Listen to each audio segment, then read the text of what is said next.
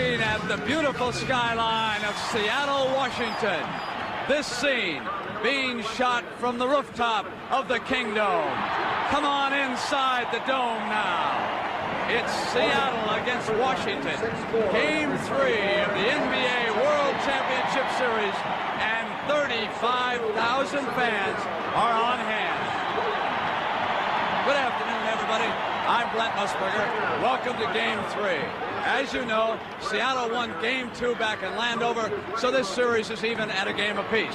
Now, however, the Supersonics have the home court advantage. That is not new for Washington. They lost the edge against first Atlanta and then San Antonio, and they battled back. The Supersonics are convinced, though, it will not happen a third time. It's a pleasure for me on this Sunday to be working again with Rick Barry and Hot Rod Hundley. Let's go to them now. Thank you very much, Brendan. Right now, we have a very confident Seattle Supersonic ball club. They feel that they did an outstanding defensive job, especially in the second half against the Washington Bullet team, and they have more of the same plan for this afternoon. What can the Bullets do, Rod, to try to counteract this? I think they're going to have to realize that the Seattle team is going to double up on Dandridge when the ball goes down the right side. They're going to expect to double on Hayes from the left. Mata has called it a zone. They've got to get the guards to cut through, get open, create some movement with the ball, and that's going to be the big difference. Rebounding has been a big key in this series as well. In the first game, the Washington Bullets were able to dominate the boards. They won that ball game. In the second game, it was a situation where Seattle was able to dominate. They were able to win that ball game. And I think, Rick, that the team that dominates the boards will dominate the game. This is Game 3, World Championship. Let's go to Brent. All right, Hot Rod, and here are the starters for Dick Motta's Washington Bullets. Dandridge, Hayes, Unseld, Henderson, and Kevin Greavy is all right. I just had a talk with him. And for the home team, the Seattle Supersonics, it'll be John Johnson, Shelton, Sikma, Dennis Johnson, and the Wizard, Gus Williams, who played so very well in Game 2. The stage is set for Game 3. The NBA on CBS. Today's NBA World Championship game is sponsored by Chevrolet and your neighborhood Chevrolet dealer, who invite you to test drive the first Chevy of the 80s. Citation: the Miller Brewing Company, brewers of Miller High Life. If you've got the time, we've got the beer. And by Pioneer High Fidelity Components. Pioneer, we bring it back alive. Hugh Evans, the referee, number 7, Joe Gashu, and the crew chief, number 11, Jake O'Donnell. Yes, sir. We are set for the opening tap. Jake O'Donnell is the lead official, number 11, and he will toss it up. Over at the Bullet bench, Mitch Kupchak and Roger Fegley in civilian clothes are trying to find room to sit down. They're down, and the Bullets control the tap in the traveling blue, and Dandridge misses the first shot. Gus Williams is open. DJ goes long, tapped away by Henderson, and out of bounds. We'll see that long pass again. You see Gus looking at the defensive man, lost the hand a little bit, a little collision there, but no harm, no foul. They're both trying to go for the ball, lost their balance. They're going to have to get back on him, Brent, a lot early here in the ball games. They did on this play. Fine defensive effort by the Bullets. He's been breaking away in the first 2 games. Hot Rod mentioned the key of the series, defense throughout both games. Offensive foul as we check the isolation up tight. Henderson comes across the line now. We'll stay right with the action, not to miss a shot here. Hayes looks in high. Goes down now to Unseld, who turns on Sikma. Is off with the shot taken off by John Johnson, and here's Dennis. Very unusual, Brent. That time there was not one Washington Bullet going to the offensive boards, and normally they pound those boards very ferociously. J.J. maneuvering. Marvelous passing forward.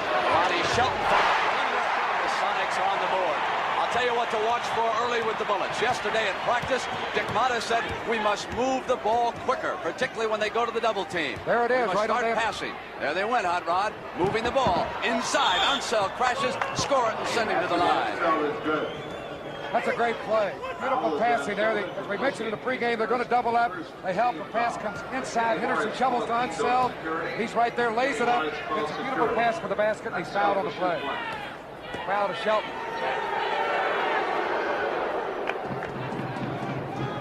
West has a 3-point play. So DJ calls the play now and brings it across the timeline. Williams will take Henderson down underneath. John Johnson goes to the shot. the option is to hit Williams on that play or go through with the shot. Gus was taken, and so John just came up and fired. Now it's Bobby Dandridge. Unseld picks off Johnson. They hit Greavy on the open side. Got quickly to Dandridge. Good ball movement. And a 3-second violation. And that happens so many times, as we point out. A man looks like he's going to shoot. That time, Bobby D looked like he had to move to the hoop. His men went to the basket to get good rebounding position. He was forced to pass off, and 3 seconds was the resultant call. Sikma goes over in the corner to Dennis. Shelton knocks it off to John Johnson. And that's a 3-second violation at the other end. And that should open up both middles. Both clubs a little cautious here in the early going, and rightfully so. Dick Motta very intense at the start of this game, kneeling down over near the front of his bench. Tony Wilkins on his feet. Dandridge dueling John Johnson for the shot, through the foul, and here comes Mr. Clutch to the free throw line. We had some marvelous quotes the last 24 hours. They said to Elvin Hayes, Elvin, you're going to have nearly 40,000, the Kingdome, and Elvin looked at the reporter and he said, a gym is just a gym. This is a GEM, a real gym. Capital G on this gym, I bet. And then it was Dick Motta, whom you just saw over there kneeling down, saying, we got him just where we want him. And I don't think he had John Johnson where he wanted him that time. Henderson tapped by Williams, right to the Big E. Shelton with E. Ian Henderson outside. Sikma rebound. The Wizard, and he's fouled as he stepped inside. Kevin Greavy was over there. You got to stop penetration. And Gus was able to make this move. He split the defenders here with Greavy and Henderson up. Just made a little move diving down the middle, and he got grabbed on the arm for the foul. It goes to Henderson, his first. That is the strength of the Sonic guards. Those of you who have not watched them much this year. Gus Williams at the free throw line and Dennis Johnson, they are both extremely quick. And Kevin Greavy was telling me we have to be very, very careful of them, particularly if they get a defensive rebound. They can release so quickly. And on the double team, he said they'll scramble back and get to the other man. So at both ends with that quickness, it makes him so much tougher. Greavy saying the tendon did not bother him much yesterday at practice, and he was looking for a good game today. He's got the ball right now, and Dennis wants him to go left. He's sending him towards Sikma, and they've turned it over. Traveling. Now, as you watch the Sonics set up on this pattern, keep in mind that Unseld and Sikma will be battling away. Jack played very well in game 2. He floats inside, takes the pass, and Elvin Hayes with a great defensive switch, and Sikma comes over. They really switched aggressively on that play. Hayes wanted the shot all the way and just fired it up. Now, Dennis comes out. Henderson slowed him up. DJ regains control. John Johnson will go to Gus Williams. Got inside at Dandridge, spins. No, he traveled. The ball will go over to the Bullets. Now, Elvin Hayes wanted very badly to get into the offensive flow on that last time, but he might have thrown it up a little bit earlier outside. There you see the play there. Gus loses the handle. Well, looked like he had his pivot foot down that time. Didn't look like a walk. Very dangerous man with the ball. Dandridge now inside to Henderson. A nice move by Tommy, but he missed the shot. Now the Sonics come back down. Dennis Johnson scoops it over to Williams, who comes up, and Unseld was blocked. Timeout by the Bullets. Dick Motta will bring the Bullets over. And he has got to call a timeout. Very smart time as we watch the break come up the floor. DJ passes off to the side. Gus Williams up the floor quickly, right over Wes Unseld with the outstretched arm. 2 points. The Sonics have got their early offense running game going. Chevrolet invites you to think of yourself in a new Monte Carlo. Think of yourself surrounded by crisp, sculptured lines. Think of yourself enjoying the very real pleasures of owning a Monte Carlo. Think of yourself surrounded with personal luxury, quiet comfort, and a surprising amount of room. And when you've thought about it, come drive one and put a little distance between yourself and the crowd. For days you fought the mountain for a 90-ton slab of granite. And now you hold your breath while you bring it out until it swings free and clear. Now comes Miller time. Time to head for the best tasting beer you can find, Miller High Life. When it's time to relax, one beer stands clear, Miller Beer. This is one of the great masterpieces in music. Not Beethoven's Fifth, another pioneer first. The CTF 900 cassette deck with fluoroscan metering and advanced computerized controls for virtually distortion-free recordings. The Pioneer CTF 900, the masterpiece that helps you appreciate others, like Beethoven's Fifth or Rod Stewart's latest. Pioneer, we bring it back alive. Saturday, June 9th, see the 111th running of the Belmont Stakes, the third jewel in racing's Triple Crown on CBS Sports.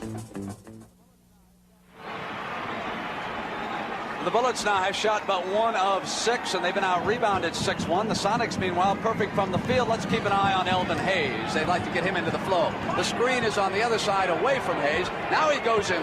Here he is on the turnaround with the shot, and he missed. They set the play during the timeout. Dennis quickly one-hands it to the Wizard. Gus Williams now is cut off by Henderson.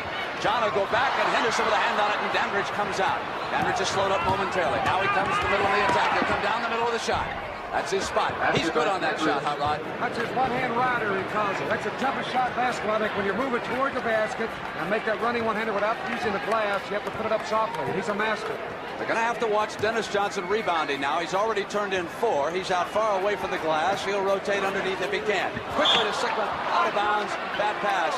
Sikma was fronted, not open at all. John Johnson was trying to go back door. Now the Bullets come back down. Will they go inside to Hayes again, or will they let Dandridge go one-on-one against Johnson? They are a forward-oriented team. Dandridge comes out now to the top. Henderson yo-yos the left side, and it'll be Kevin Greavy maneuvering for his shot. Unseld battles it to Elvin. Elvin comes in with power. Missed it, tapped it. Unseld, and the Sonics go retrieve it. So the Bullets are missing layup opportunities. Elvin should have tried to just put that shot up off the glass, but he leaned in. He wanted to try and lay it over the front, and he was short. Now Williams maneuvered on Henderson. With the quickness, he spun around. Dennis waited and hit it. He has led the club in assists in this playoffs. Dennis Johnson as well as steals, and he's second in points scored. Overall, I think maybe the most valuable performer so far. Without question. We're very early. Dandridge one-on-one, inside pass, and they've turned it over, and here he comes again. Dennis Johnson will go for the basket. So it's 15-6 at 7:07 of the first period. The Sonics with an early spurt. They are 7 of 7 from the field. Hayes comes far away from the basket. He and Henderson clog up and now unclog. Here's Greavy. Unseld takes a shot, and it just won't stay in. Here's Hayes again, and that time. Elvin got the good inside position. That was a big basket for the Bullets. They needed to break through. The big thing here is Sonics are playing so well. If the Bullets can just hang tough, keep it close, like you say with track and field, Brent, keep contact with the field, they'll be in good shape. Long way to go. Shelton now rotates through to the middle. Sikma comes behind Dennis's screen. Kevin Greavy was pushing, and he is called for the foul. That is against Kevin, number 1. There's a play. You see Greavy just shoving away against Dennis Johnson, trying to get through the pick, and then he was called for the foul. Back to live action. Screen by Shelton is a beauty. Shot is missed. Shelton rebounds, and he came up against Dandridge with an elbow, and Bobby ducked out of the way quickly. Inside back door, John Johnson. And another fine pass by Dennis Johnson. He really is playing outstanding basketball in this championship series. He has not played any better than he has right here in the first 4 or 5 minutes of this game. Outstanding. Now it is Hayes over on the right side, and Unseld goes away, and they drop it off inside now to Dandridge, and there's a foul as he made the spin. And that was another great defensive play by Dennis Johnson. He made a clean block in that play, as we'll see him come to help right there to left part of your screen. There's JJ, the beautiful block by Dennis, but the foul was called on JJ with the body. Mr. D for defense. Dennis Johnson out of Pepperdine. 13 brothers, 3 sisters. Didn't play any basketball until he was a junior in high school.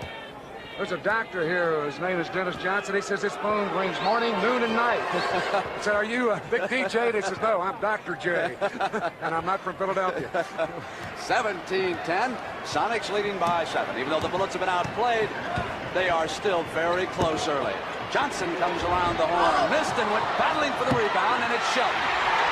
Missed, and Dennis Johnson with a left-handed tap in. He has done it all here early. Brent, it's so noisy in here, you can hardly hear a whistle if it ever does blow out here. The crowd is really pumped up. Dandridge to the screen, and Williams came right with Henderson that time. The screen was not successful. JJ to the corner, and Williams couldn't save it. On the turnover, it'll go to the Bullets. Tell you one thing, that's about as good as 6 minutes of basketball as I've ever seen anyone play. Talking about DJ. Here's JJ's pass down court. Gus just couldn't quite flag it down and loses the ball out of bounds. Dandridge pops out. Greedy cuts off the horn. Now they move it to the right. Here's Elvin Hayes and low, and Shelton working well, anticipated the pass. Williams saved it, and here come the Sonics. A dangerous pass, but it was successful. JJ crossed the Sikma. Set shots down.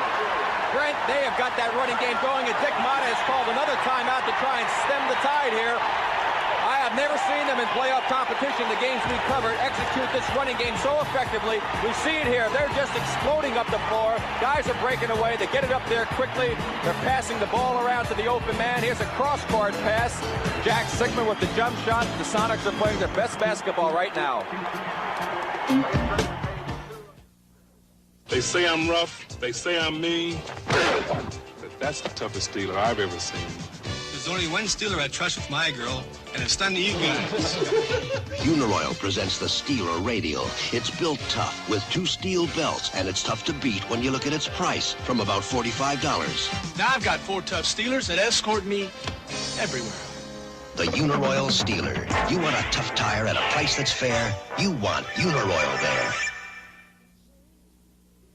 Taste, we've got taste. Come to a Sheraton showplace. You're gonna love every inch of the place. We've got taste. Taste the Sheraton showplace style. We've got style. Come for a visit and stay for a while. You're sure to leave with a smile on your face. We've got taste. We've got taste. We've got taste. Smaller cars are the toughest on oil. Their hot, high-revving engines can break down an oil's viscosity in no time. In fact, in an independent lab test of SAE 10W40s, Quaker State and Pennzoil both showed significant breakdown in viscosity. Castrol didn't break down at all. Any oil can resist breaking down in the can. Castrol doesn't break down in your engine. Castrol, the motor oil engineered for smaller cars. Congratulations to young Rick Mears out of Bakersfield, California. He captured the Indy 500 today, driving a Roger Penske car. He, of course, sat on the pole, and the grand old man, A.J. Foyt, chased him home. He was second. Now, Lenny Wilkins with the Sonics on defense. Are the Sonics playing a zone?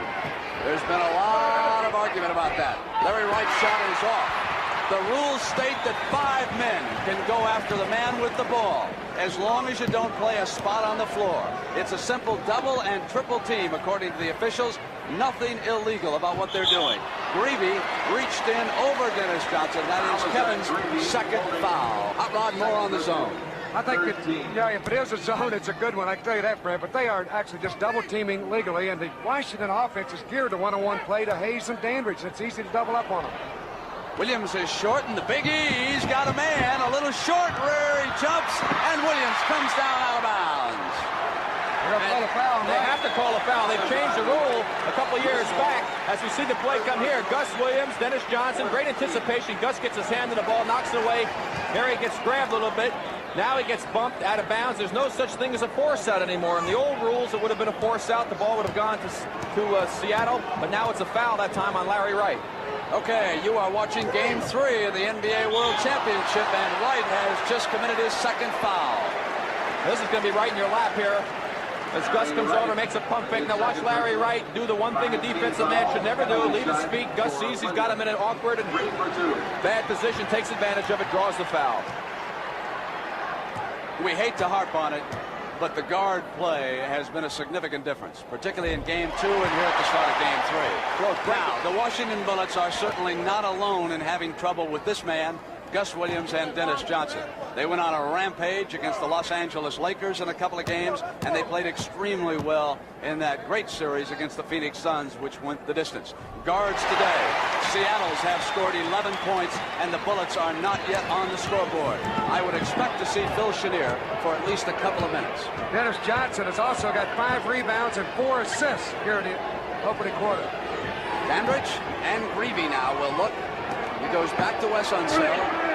7 on the shot clock. Greavy outside, and there's the first basket by a guard, and it came at the right time as far as the Bullets are concerned. And the defense by Seattle right now is outstanding. They are forcing Washington out of their patterns. They're not allowing them to get the ball inside where they want it, and it's causing considerable problems now for the Washington offense. They are going to have to make an adjustment.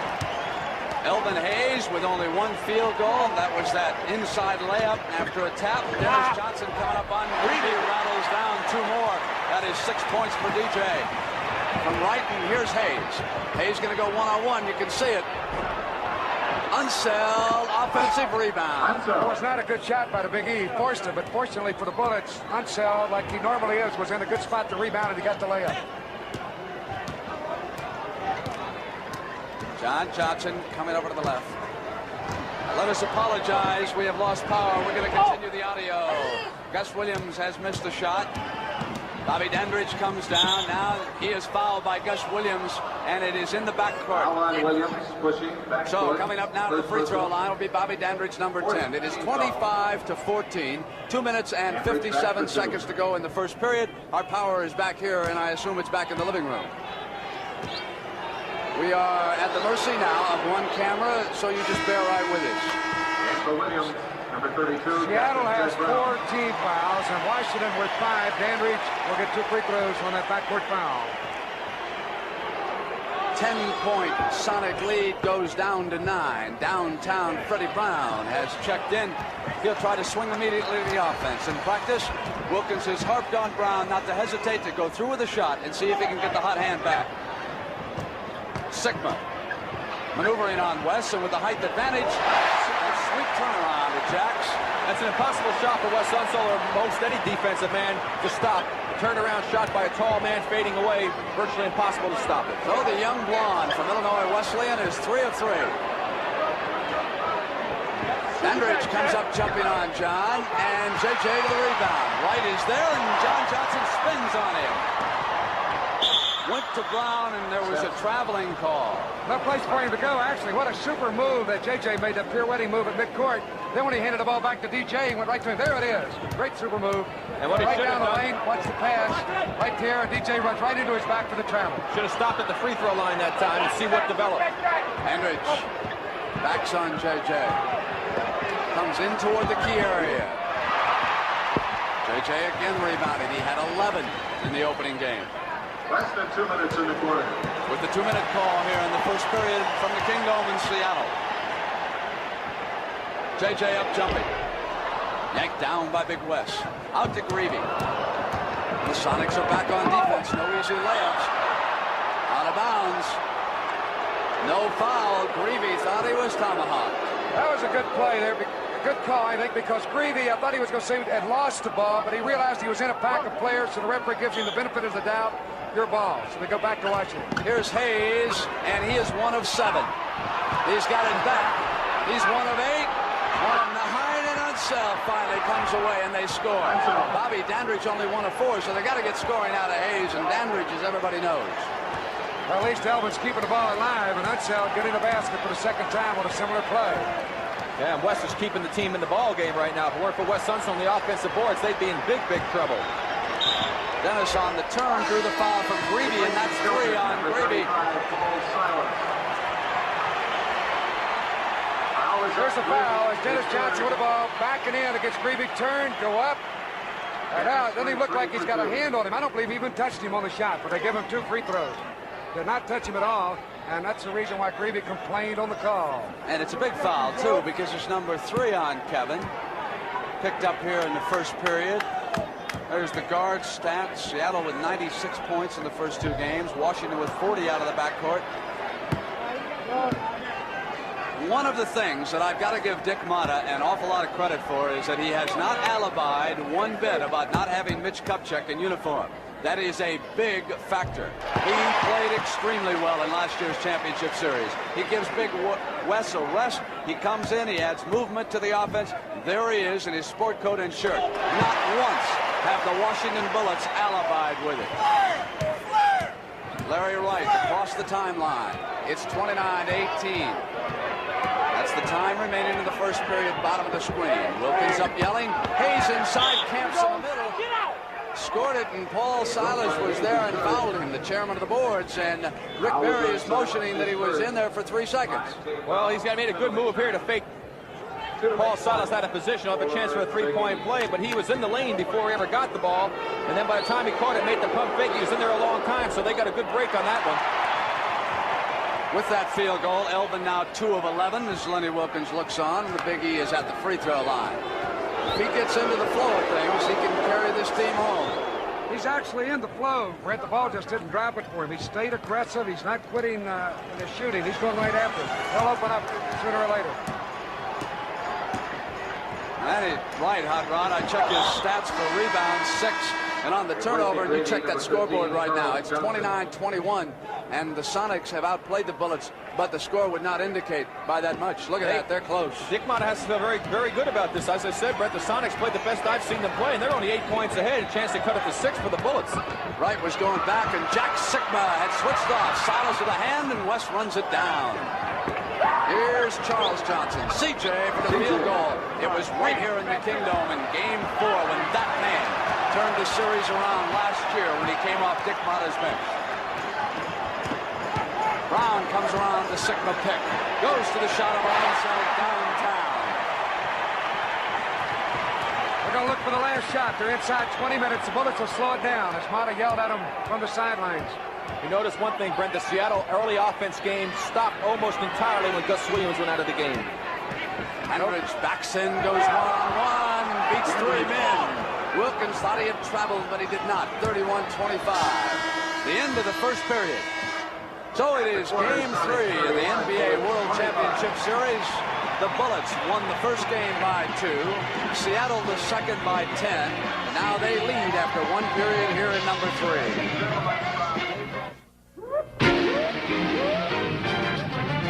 You can feel the heat before you even get close. But the only way to kill the flames is to fight them face to face until they finally die, and you lead your men to cooler air and Miller time. Time to head for the best tasting beer you can find, Miller High Life. When it's time to relax, we got the beer, Miller beer.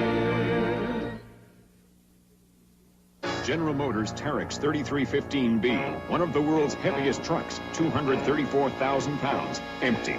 Chevy's half-ton four-wheel drive pickup, equipped with a standard 6-cylinder engine that's more powerful than you might suspect. Can it pull the Terex? Let's watch. This 6-cylinder Chevy has available automatic transmission, full-time four-wheel drive, and 411 rear axle. The 6-cylinder Chevy pickup, amazingly powerful. Chevy trucks, built to stay tough. I'm Jamal Wilkes of the Los Angeles Lakers, and I'm concerned. Concerned about the trauma caused by child abuse.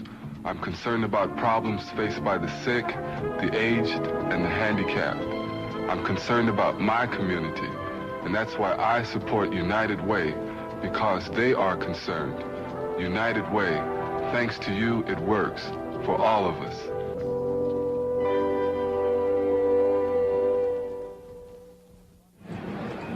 The preceding announcement was brought to you as a public service by the National Basketball Association. Coming up next on CBS, the Memorial Tournament, and Tommy Watson leading by 4 strokes. And Hot Rod, Tommy Watson may now be recognized as the best in the world, perhaps. He's also the richest this year. He's the leading money winner going away. You always watch those dollar signs. Oh, yeah. Notice that about you. Gus Williams comes across the timeline. We start the second period of this, the third game of the NBA World Championship. Wonderful Wally Walker, 42, is on the floor. Knocked away from Sikma. Loose ball, they go diving for it, and it goes over. It is 31-25. There's the pass off to the side. Sikma loses the handle on it with the right arm. He gives a little shove as he trips. Gets called for the foul. In that first quarter play, Brent might point out that the guards for Seattle outscored the Bullets 17-4. Big difference. And here comes Larry Wright, who was disguised as Lonnie in Game 1, but he is back to Unseld. Holds up now, moves it quickly over to CJ. Comes up inside. Freddie Brown yelled at him, and Gus Williams comes out with a rebound. Cross court now to the corner, and Freddie Brown, and C.J. comes out after him. He had the ball in good position.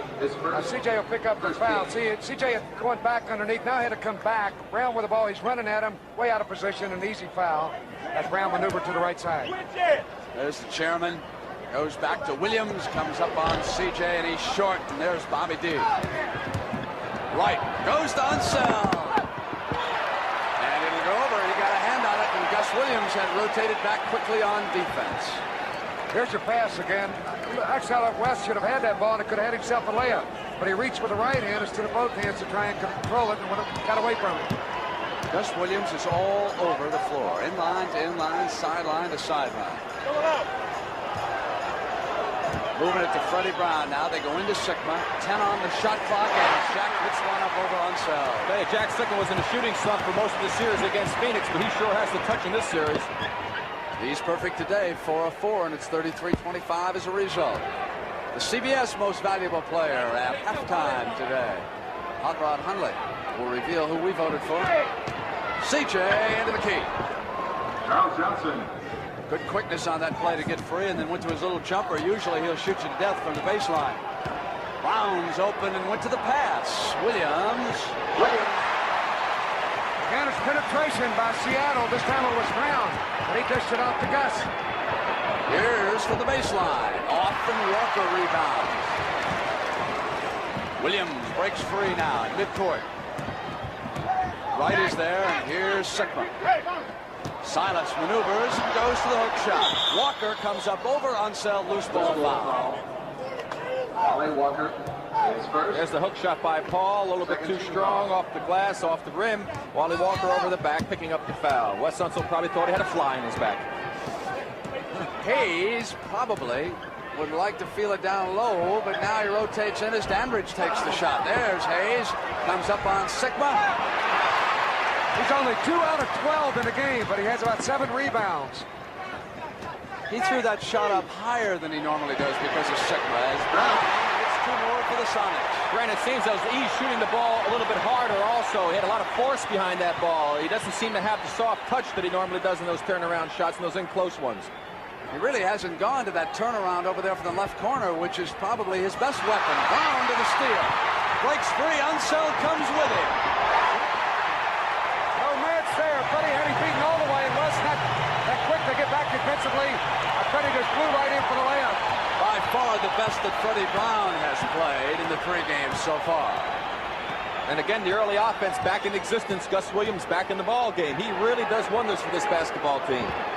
Johnson from the perimeter was short. You're not going to get back in the game popping from way out like that. They got to move the ball and get a little better shots, being down by 12. Here's the steal by Freddie Brown. Now you'll see him look up, and he sees Unseld, the only man there. Right there, he took a look, and he says, I'm going to beat him one-on-one. Went right by him, in for the layup, and that put him up. Seattle 39, Bullets 27. When everything gets there on time, on budget, and intact. That's Lion Moving and Storage. That's Transamerica. When you can get more life insurance than you thought you could afford. That's Occidental Life. That's Transamerica. When it's your vacation and you fly there for less. That's Trans International Airlines. The many companies in the Transamerica family all stand for just one thing. First-rate service at a fair price. That's Transamerica. Flowers like these don't just happen. They need help from the time foliage appears Our concern is growing until you pick them for a bouquet. Orthene Insect Spray keeps them going. kills over 100 harmful insects, including aphids and thrips, and rain won't wash it off once in the plant. Orthene Insect Spray, more proof that our concern for gardens is always growing. Always growing.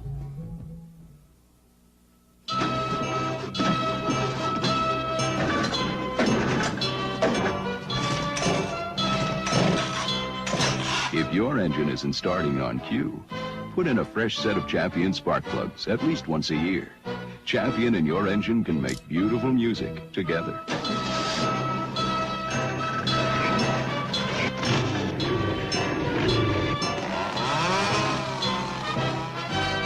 can't buy a better plug. Coming next, CBS Sports takes you to Dublin, Ohio for the Memorial Tournament. That's the Memorial Tournament next. You'll say, you saw it on CBS Sports. Now here's what can happen. I want to show you in this last play that Freddie Brown made. You see Larry Wright with the ball. Now Freddie Brown got behind these men. Jack Sikma, he's screened off. Larry can't see him. He sees the man open, Unseld, and now Freddie anticipates, cuts into the picture, steals the ball, and that's what can happen to you when you're out there on the floor. So there's our score at 8 minutes and 51 seconds left in the first half. The difference is... What's this? What's a Musburger? Who did he play for, this guy? Hot Rod, I don't care what they say as long as they misspell it. All right, the difference is shooting. Washington has shot only 28%. Seattle 65%. Here's Sikma handing back down to the Wizard, who'll come for the perimeter. Silas dueling for the rebound, knocked it out of bounds against Greg Ballard was there too.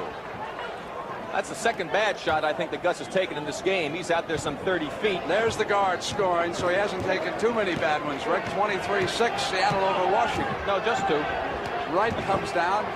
Here's to West. Ballard is in behind Silas. Paul fronting him, denying him the ball. Collision underneath. Loose ball foul call. We have Freddie Brown. On Fred Brown. And that's four. That's 3 team fouls now on the Sonics, only 1 on the Bullets. One thing if you look at that helps Seattle defensively is that Unseld keeps coming out high and Sikma can lay way off of him to help out. Dandridge hits 2 outside. Well, they have taken a somewhat frustrated Elvin Hayes out. Relax him, cool the big fella off, and they'll go with Greg Ballard, who has been impressive throughout the playoffs for the Bullets. Williams hanging inside, missed a shot taken off by Dandridge, and here's Wright looking cross court. He'll come inside, and Sikma is there with a block.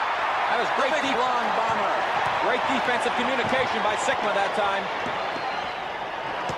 Williams comes up on Unseld. Good defense on Big Wes's part. Dandridge looks. Sikma got a hand on it and knocked it out of bounds. Almost had Big Jack in our lap here on that play. He made a good hustling defensive move there. There's the Big E on the sidelines. You can bet he'll come back, and perhaps with confidence. So it's Wright and Johnson, Ballard, Unseld, and Dandridge on the floor for the champions. The challengers with Silas, Walker, Sikma, Williams, and Brown. Maneuvering is Mr. Clutch. Bobby Dandridge wanted a chance for the three-pointer. So that's 13 for Dandridge. It's 39-31, 7 minutes and 10 seconds to go. First half of game 3. Brown maneuvers with Wright on him. Gets inside of Brown. Let him go.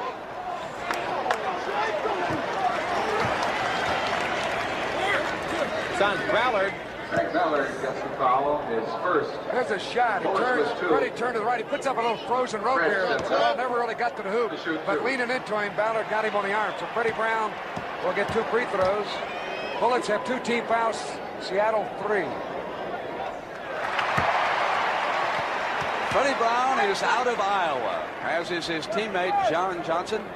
Brown was a starter on this team until an injury put him on the bench, and it turned out to be a very fortunate thing for Brown and the Sonics. He's a marvelous 6th man with starter Lonnie Shelton due back in for Wilkins. Right across the line.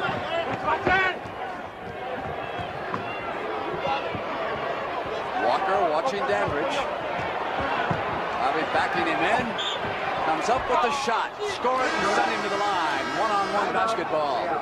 And they're going to Bobby almost exclusively now. And Bobby is responding as he normally does in crucial situations. There's Wally on him. He's got his hand all over. A little bump with the body. That's where the foul was, and the continuation rule in the NBA in effect.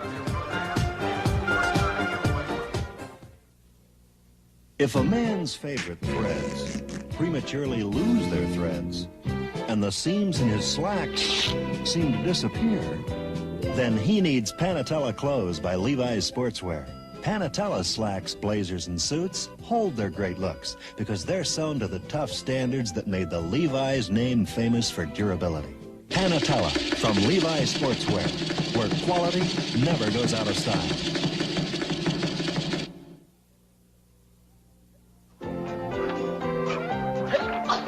idea. The big Delco shock sale. Wherever you see this poster in your neighborhood, AC Delco is making it possible for you to save on Delco shock absorbers. Big shocks with 59% more shock capacity than ordinary 1-inch shocks. Delco regular and heavy duty. Big shocks, big sale, big Delco shock sale. Thanks, Delco. It really is a big shock. Sale. In business, the more efficiently you use your time, the more money you make. Time is money. So if you're spending hours dictating letters to far-off places, and hours are spent typing them, I've got other work to do. kick the letter habit. Pick up your phone and give them a ring. The phone turns your time into money. Travel at 622. And again, Rick Mears goes pole to pole to win the Indy 500. 8J Foot. Danny Angayas was third. That average speed is not a record. And we understand it was a rather uneventful race, which is good news for the drivers, of course. No major injuries. And that certainly changes the tone of things throughout the month at Indianapolis. They've never had so many problems down there. Most of them in the courtroom. Dandridge is at the line. He has 15 points, 4 rebounds, hit 5 of 9 shots from the field, and he's off to a real quick start.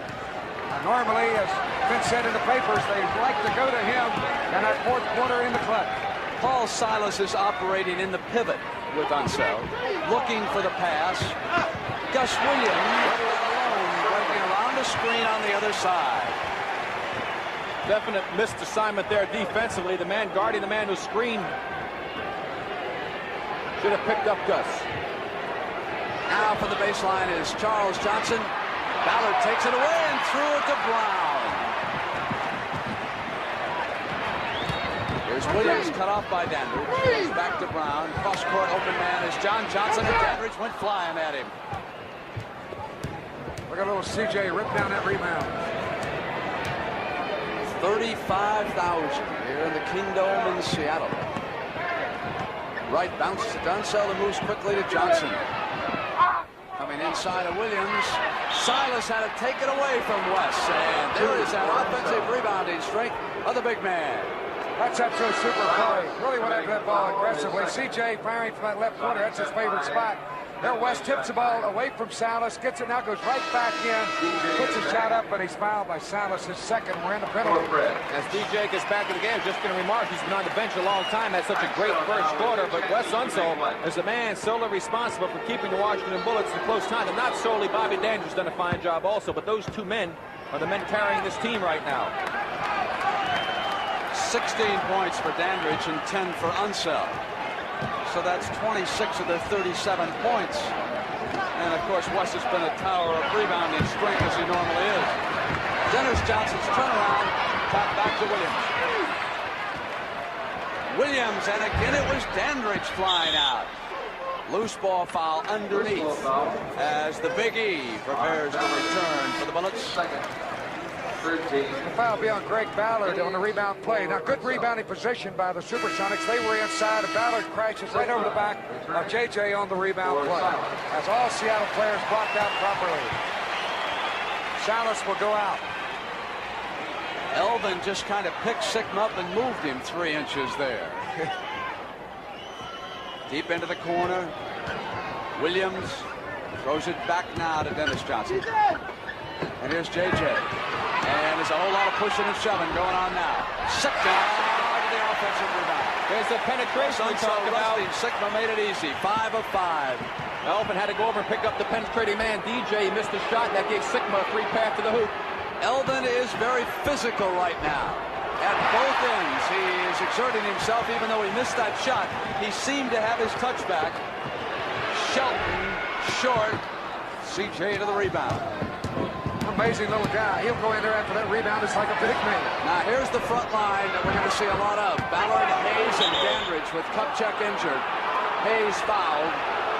That's a super effort. When you're not hitting outside, he's going right to the boards with that one. He grabbed the rebound and leaned right in and forced the contact to draw the foul. You look at it again. Right in traffic. Sikma and Shelton all right there, and he went in and put the shot up to get the foul from Sikma. This is the lineup Dick Motta and Bernie Bickerstaff talked about using a lot today.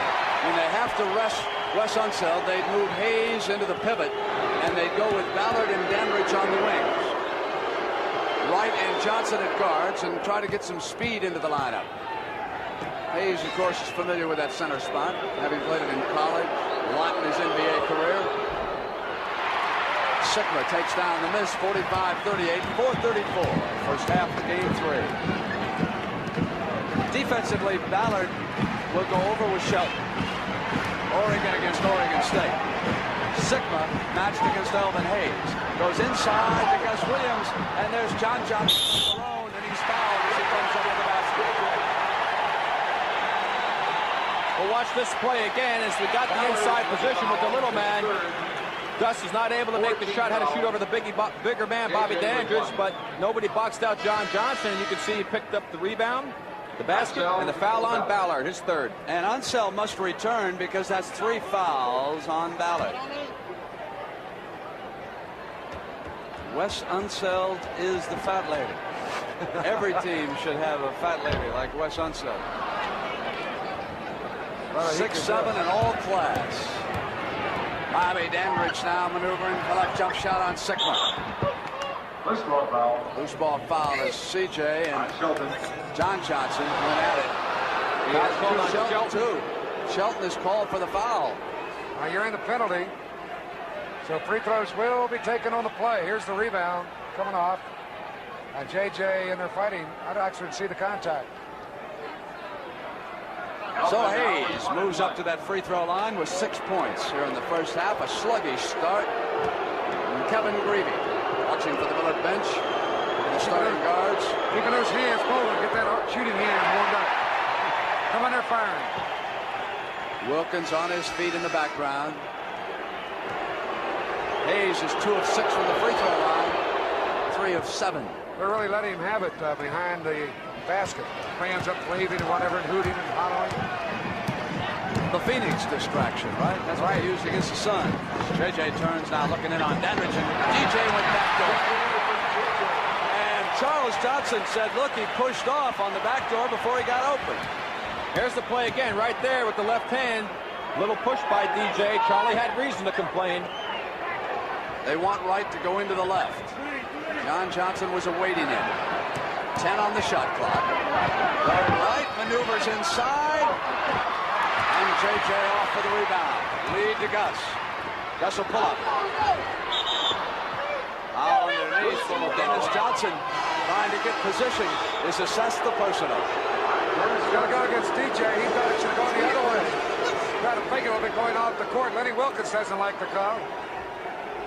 That'll happen at times when you pull up with a fast break like that, Brent, and take that shot from outside. I mean, that's one of Gus's pet moves, and he's very good at it. But if you miss, the players are out of position for a rebound play, and you'll get a foul. A 10-point difference with Larry Wright, number 32 out of Grambling, 12 of 18 from the field in game 1. He was the most valuable player. Jack Sikma won the award for game 2. As for the overall MVP, well, at CBS, Hotline Hundley will interview our winner. Gus Williams has not shot well from the field. He's 4 of 13 in the first half, but he's had his shots. They just haven't fallen for him. Sikma and Hayes tried to draw the offensive foul. Shelton comes down the baseline on Unseld and then spins back. So with Hayes on Sikma, Unseld is now taking Shelton defensively for the Bullets. West looks in and left alone. A little too much rotation, and here comes Gus. Bullets are back. Gus will pull up. He's left alone. Nobody's there with the ball. Somebody's got to come outside on the ball man. That always helps to pick up the guy with the ball. Again, Sikma dropped back in. He got the rebound that time because Unseld missed a shot up front. Had he not taken a shot, Jack would have been there to help out, double up on Hayes. 2:34. First half. Inside. Hayes in great anticipation by Sikma. Shelton runs it down like a runaway truck and lost it, and CJ back quickly to right. And Dandridge is open on the left. Bobby with time. Off with the shot, and Charles Johnson hustles down a rebound. Back with the shot is short. Johnson went down, goes to Shelton, says, what you doing out, little man? And here's Gus. Gus goes over to DJ. He'll put up the perimeter, and that time Unseld went flying at it. 2 minutes left in the half. 2 minutes first half. 53-41. Dandridge dribbles free. Off now to Charles and back to Bobby. Comes up over Dennis. Wes Unseld, that offensive rebound. Fouled. It would have counted. Timeout, Bullets.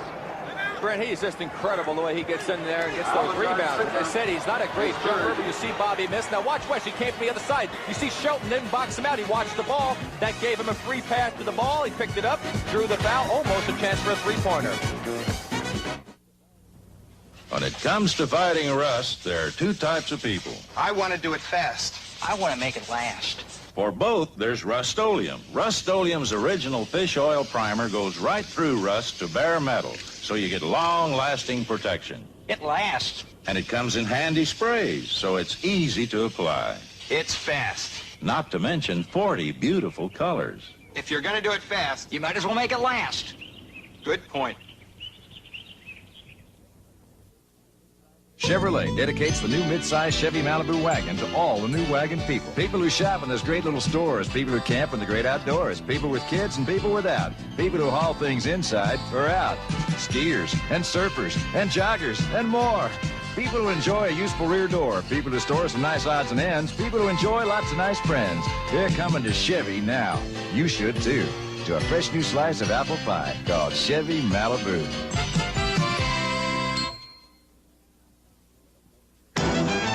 When a $40 million aircraft comes in for a service check, you take charge. In 10 short hours, it's all systems go. Now comes Miller time. Time for the best tasting beer you can find. Miller High Life. When it's time to relax, and you got the time, then we've got the beer, Miller beer. Brent, we see that Tom Watson's still leading there in the Memorial Tournament, and he is having some year. He's already a three-time winner and just missed winning the Masters, losing in a great playoff. Fuzzy Zeller winning that one, but Tom is really exerting himself, and I think he has established himself as the #1 player. Wes Unseld's rebounding figure here stands at 8, and he has scored 10 points in the first half of Game 3. The starting guards for the Bullets turned in only 2 points. That was a field goal by Kevin Greavy.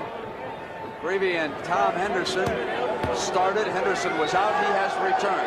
Henderson and Charles Johnson will work in the backcourt. And here is the penalty free throw for Wes Unseld. What a physical specimen this man is. He's got that great body inside, and yet, even though he doesn't jump high, he knows position perfectly, and he gets up and clamps the ball, and rarely loses it.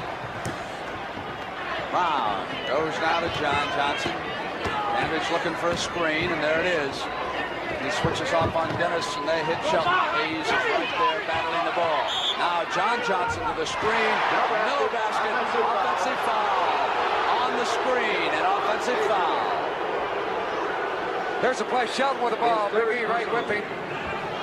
They'll come right off the Johnson screen. He turned and bent over, which is illegal on the shot, and he's called for the foul. And that will take away the basket by Shelton outside. Silas taking Unseld. Shelton the sign now to Elvin. John Johnson to Dandridge. And here comes he. His spot. There's the double team. He looked for the jump pass to Henderson. John Johnson called for the foul. Marvelous anticipation on JJ's part. Let me see if there was contact. There's the pass inside right there. JJ knocks the ball away. Looked like he got hit from behind. That's a big foul. That's number 4 on John Johnson. Well, that time I thought Elvin Hayes should have taken the shot. He was open and he forced the pass. But they get away with it. Well, night before last, Dick Motta said he woke up in the middle of the night and said, I think I'll close practice. I don't know why, I just will. So they closed practice, and they worked long and hard on having Elvin hit the open man as quickly as possible. You're right, Hot Rod, because when he hesitated like that, Henderson wasn't anticipating the pass. Now it's 1:10 to go in the first half. Silas rolled off the screen, Unseld with Brown, and Dennis dumps it back to Shelton. Knocked away by Charles Johnson and out of bounds. Sonics keep it. Number 22, Walker in. Only 6 seconds on the shooting clock now, 24-second clock. The bullets for this game are shooting only 27%. And they're only down 9 points, Brent. That's a pretty good position to be in with that poor shooting. As Smarter said, we got them right where we want them. The dandy little coach. DJ, it's out, loose, Unseld, off with another rebound. Here's Henderson. He'd like to break through and add some points, as that allows the Sonics to slough off him. Dandridge, shot clock at 10. Walker checked in to take him. Goes back now, 5 on the shot clock, 4, 3. High bounce, Unseld taps it up, and goes back. Open man is blocked. He rotated free. No excuse for that. They let those guards go all the way in, nobody back. That really hurt you going to the final 18 seconds of the first half. And an 11-point Sonic lead. Time running down. Perhaps they're trying to lull them into a sense of security. Dandridge, high, loose, Sonics at the buzzer. Sonics 55 and Bullets 24. And 35,000 come to their feet to give the Sonics an ovation as they leave at the half, leading the champions by 11. General Motors does make a lot of cars, but a lot of people don't know that we are the biggest producer of diesel-electric locomotives. My kids they call it the locomotive factory. John Schranz, locomotive tester. This is who we are and what we do at General Motors. We test the final product. When we start the locomotive up for the first time, it rumbles a little bit and it runs. It's just a great feeling. They call us the glory people, but it takes everybody to make a product. Everybody's got to be good, and they are. They are craftsmen in their own way. It's hard to explain. It is a relationship, man and his machine. That engine is probably the best engine in the world. We need the railroad industry. There's no two ways around it. We are part of it, and I think we do a heck of a job. General Motors. People building transportation to serve people. If you suffer with athlete's foot, you should know what these students helped us confirm here at the University of New Mexico in a major clinical study. Proof that nothing is more effective than Desinex for treatment of athlete's foot. We use students with sore, itching athlete's foot to test Desinex against the 2 other leading brands. Results? Scientific evidence that short of a prescription, nothing is better than the medicines in Desinex. Nothing. So if you've got athlete's foot, don't blame Desinex. Sears National Automotive Sale. The battery that starts nearly every car in Indy. The maintenance-free Die Hard. Now at big national savings. Only $49.99 with trade-in. Save $8 on the Die Hard. It's a good time to save on Sears Dynaglass belted 28 tires because right now they're on sale at 40% off. With 2 fiberglass belts, you get good traction and long mileage. At Sears. Earlier this month, we held the girls' finals of our Pepsi Hot Shot competition in Landover, Maryland. Let's join Gary Bender for the competition.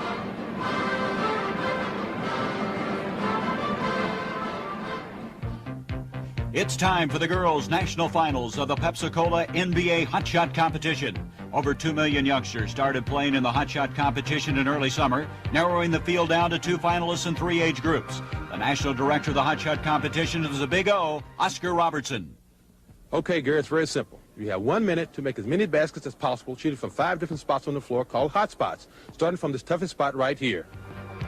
One of the outstanding shooters in the history of the game, the Big O, attempting a shot from 24 feet out.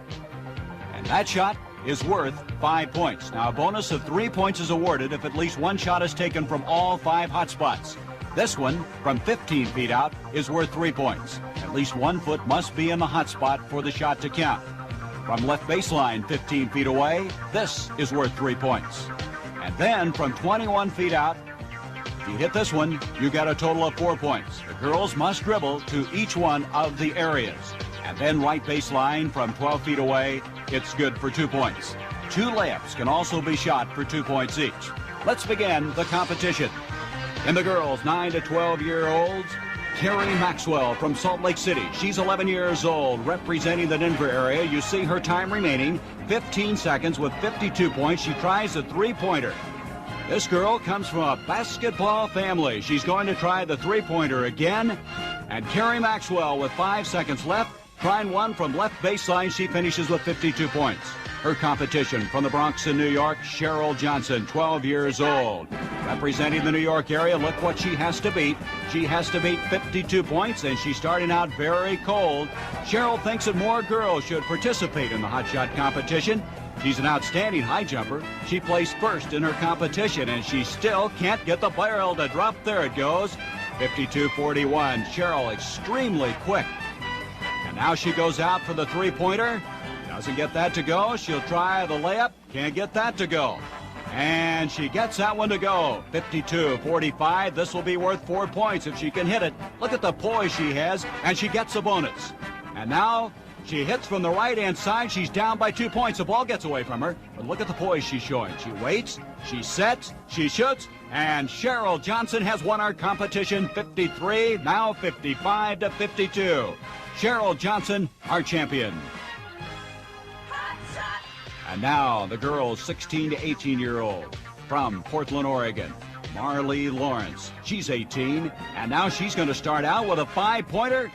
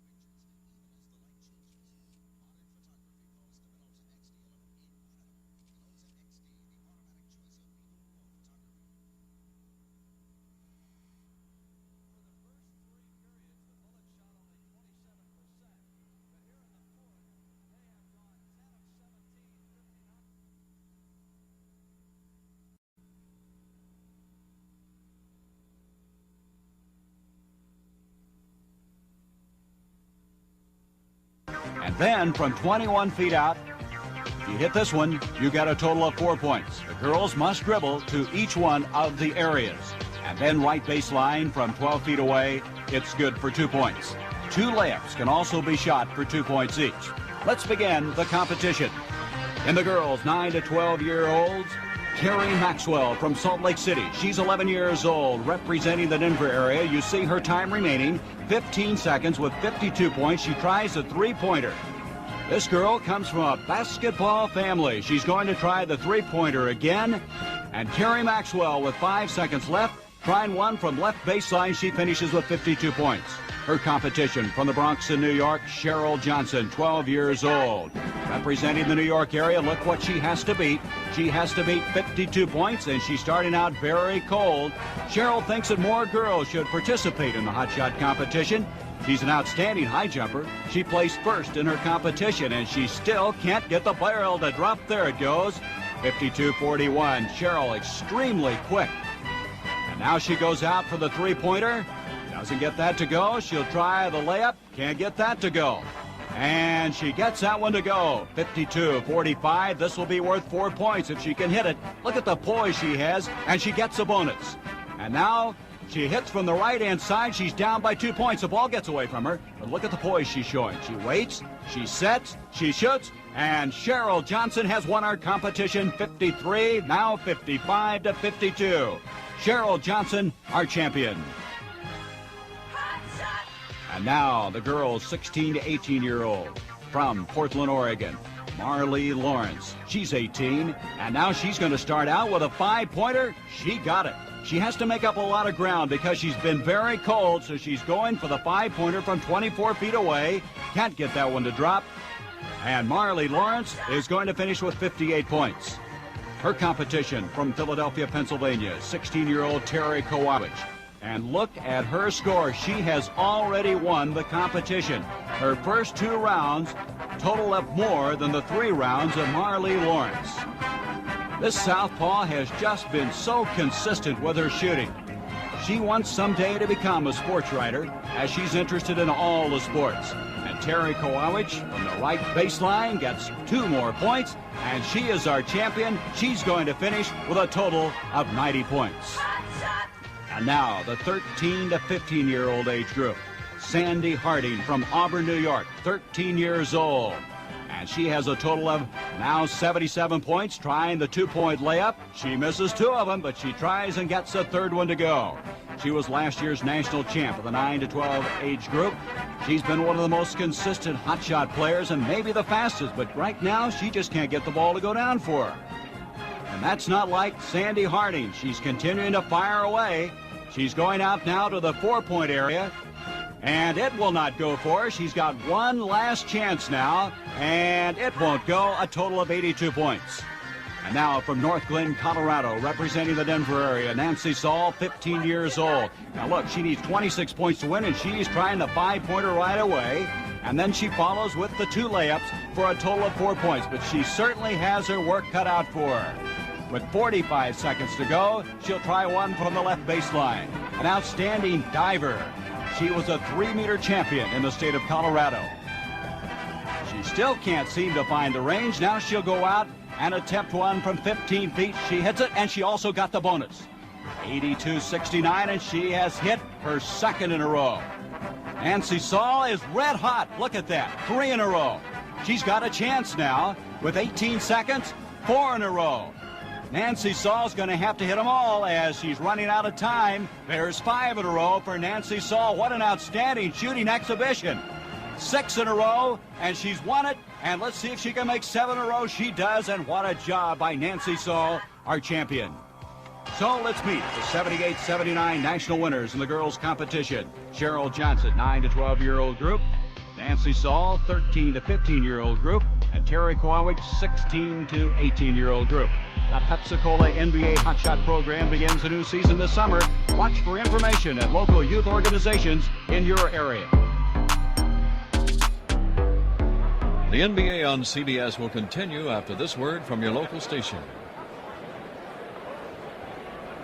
A deaf mute since childhood, charged with murder, unable to defend himself. Paul Sorvino and LeVar Burton star in Dummy, Sunday at 9, 8 Central. This is CBS.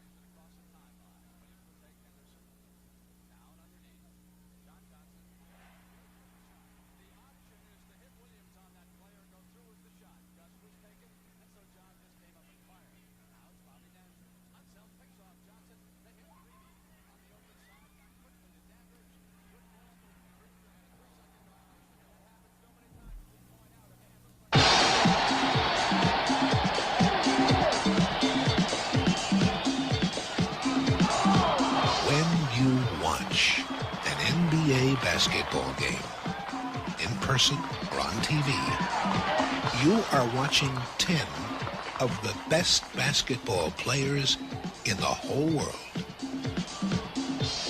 And that's something.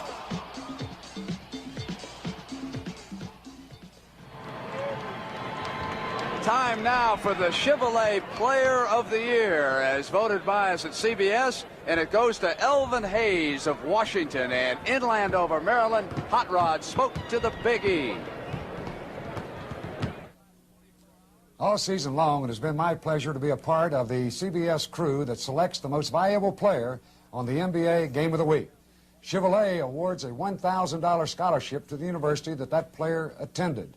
And on the year, over $60,000 is going to universities throughout the country where all the great basketball players of the NBA played as collegians. And at this time, I would like to welcome back the General Sales Manager of Chevrolet, Mr. Bob Cook, who will make the presentation. Rod, it's good to be here. Now, Bob, before you make that presentation, I know that you would probably like to reflect on exactly where the scholarship money goes. Well, we're very proud to be able to assist students through college and universities' general scholarship funds. As you know, the General Scholarship Fund benefits all students regardless of what courses they're pursuing. One of the biggest challenges today facing young people is finding money to fund an education. And we're very pleased to be able to assist these students by helping many of them through our donations to the General Scholarship Funds. I want to thank you and the other CBS sportscasters for a fine job. They were great games, exciting finishes, and I guess that's no surprise considering the kind of talent that we have in the NBA. A lot of great talent, and the gentleman that won this award is richly deserving. He went up against players like Moses Malone of the Houston Rockets, George Gervin of the San Antonio Spurs, Walt Davis of the Phoenix Suns, and many, many more. And in Washington, they call him the Big E. That's Elvin Hayes, and he has done it all. Rebounded, shot well, and played great basketball for the defending world champions. Elvin, it's a real pleasure to present you Chevrolet's Player of the Year trophy. You know, we've watched you come up with a big play in crucial situations, making important clutch point or taking a rebound, and you've been doing it consistently. The statistics speak for themselves. You're one of only 6 players in the NBA to reach 20,000 points and 10,000 rebounds. Now, in addition to this trophy, the University of Houston will receive a $5,000 scholarship in your name to the General Scholarship Fund. Congratulations to you. Thank you very much. I'd like to give honor and glory to God, and on behalf of the University of Houston, the Washington Bullets, and my teammates and my family, I'd like to thank CBS and Chevrolet for this Player of the Year trophy. And it's one of the things throughout my career have eluded me, and it comes at the right time of my career, and I'm very appreciative of it.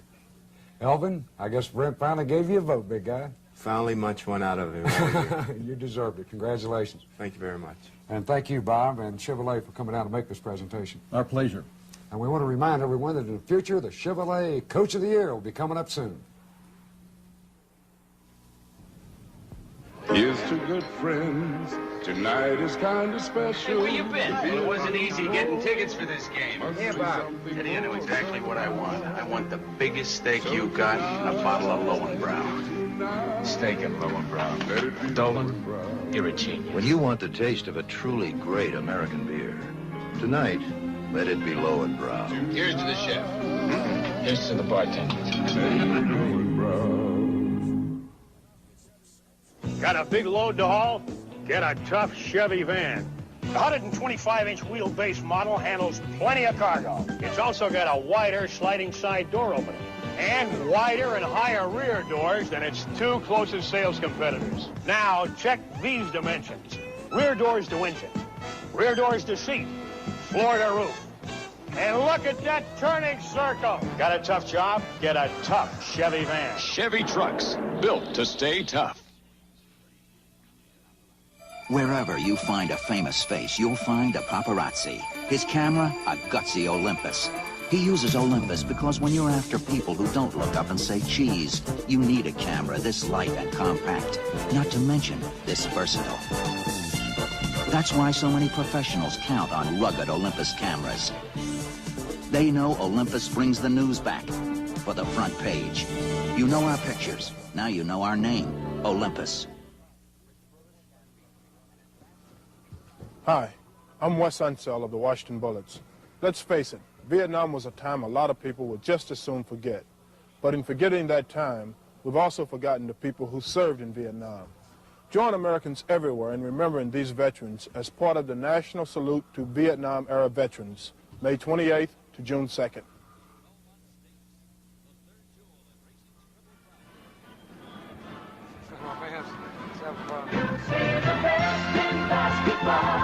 The NBA on CBS is sponsored by Alcoa, producer of energy-saving aluminum, and by Gillette, makers of Atra, America's original pivoting head razor.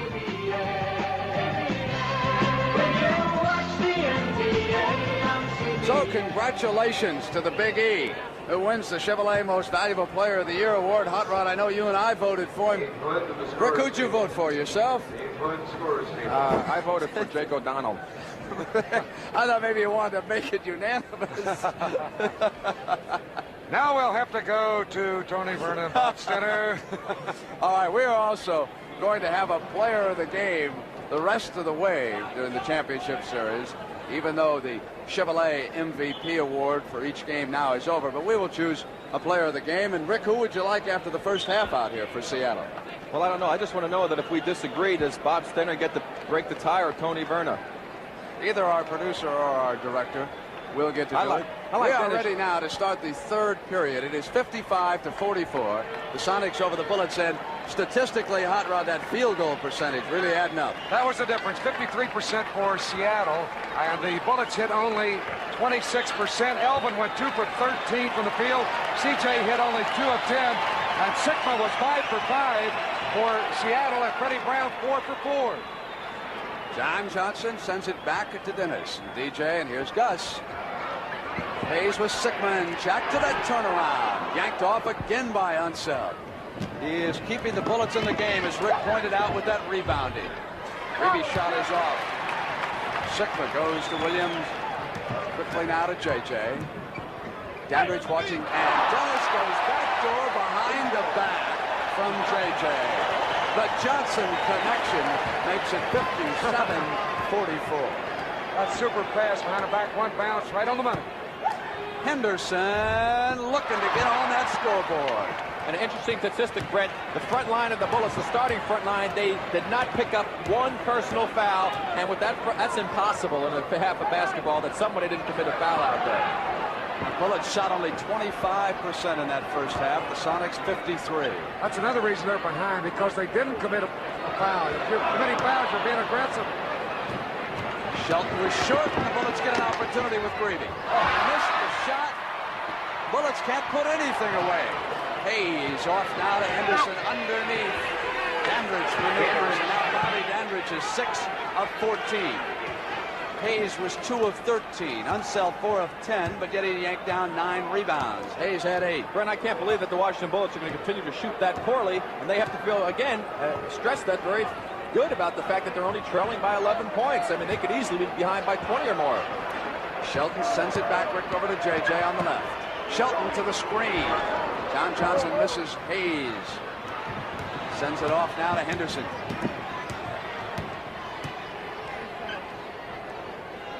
Dandridge drops it inside to Unseld. Shelton rebounds. Took that shot a little bit too quick. West should have taken a little more time. I think he may have had himself a basket. DJ goes over now to John. Looking for the open man underneath. Shot clock goes down to 6. 5, 4, 3, 2, 1. In time. 6 out of 7 now from the field. He missed his first shot to start this quarter. Comes right back and hits outside. Sikma has been marvelous the last 2 games for Lenny Wilkins. Mata now kneeling down. 59-46 as the Sonic lead starts to grow. Hayes low on the left side. Up on Shelton. Dennis Johnson underhands it as he was going out of bounds. Dandridge brings it back down for the Bullets. Cross to Greavy, inside of Williams. Unseld, and a loose ball foul. And there will be a timeout. That'll be on Unseld. He shoved off on the rebound play. You watch Greavy go after the left side. Put the leap and leaner shot up. Intimidation by Shelton. It comes off. And West climbs the back to get the rebound. It's called for foul. Come on, baby. Try the right guard line twist. Come on, baby. Try the right guard line twist. Brand new right guard. Lime deodorant stick. New Right Guard Lime Stick. The same all-day protection as regular Right Guard with a fresh lime twist. Try the right guard line twist. New from Right Guard. Lime deodorant stick. He wasn't before. Now he's an Atra. He wasn't before. Now he's an Atra. Now he's an Atra. Gillette Atra, the pivoting head razor 8 out of 10 triers preferred to the razor they'd used before. Superior face-hugging action with new micro-smooth twin blades make Atra Gillette's best shave. So, Don't be a before, move up to Atra. Alcoa can't wait. It's simple. A lighter car will use less gasoline.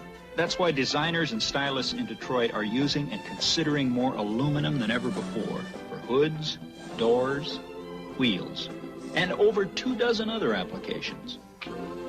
Detroit is as interested in saving energy as you are. And strong, lightweight aluminum is part of the picture. We can't wait for tomorrow. Alcoa can't wait. Next Saturday, the U.S. takes on the world in the new look CBS Sports Spectacular. Gymnast Kathy Johnson and Kurt Thomas go against the Russians and East Germans. And WBA's #1 ranked contender Kale Kanotsi takes on John Tate, ranked 3rd by the WBA. You'll say, you saw it on CBS Sports. Sylvia Shulman, the wife of the Sonics owner, broke into the news, and so she's got her own banner. Give 'em hell, Mrs. Shulman. And that refers to how she backed up Lenny Wilkins and the rest of the Sonics after Game 1 when she tore into the referees. And that was Mrs. Wilkins. Marilyn was not involved with Sylvia Shulman after Game 1. But she backs up her husband. She's got a Charlie Shelton. And Phil Chenier is on the floor. So with 8:46 to go, Chenier gets a shot. Here he is, number 45. Gives it back to Larry Wright. They hand it to Wright. Holds it high, Unseld, tried to pick Gus off, and he did in time. He gave Wright just enough breathing room. Good pick.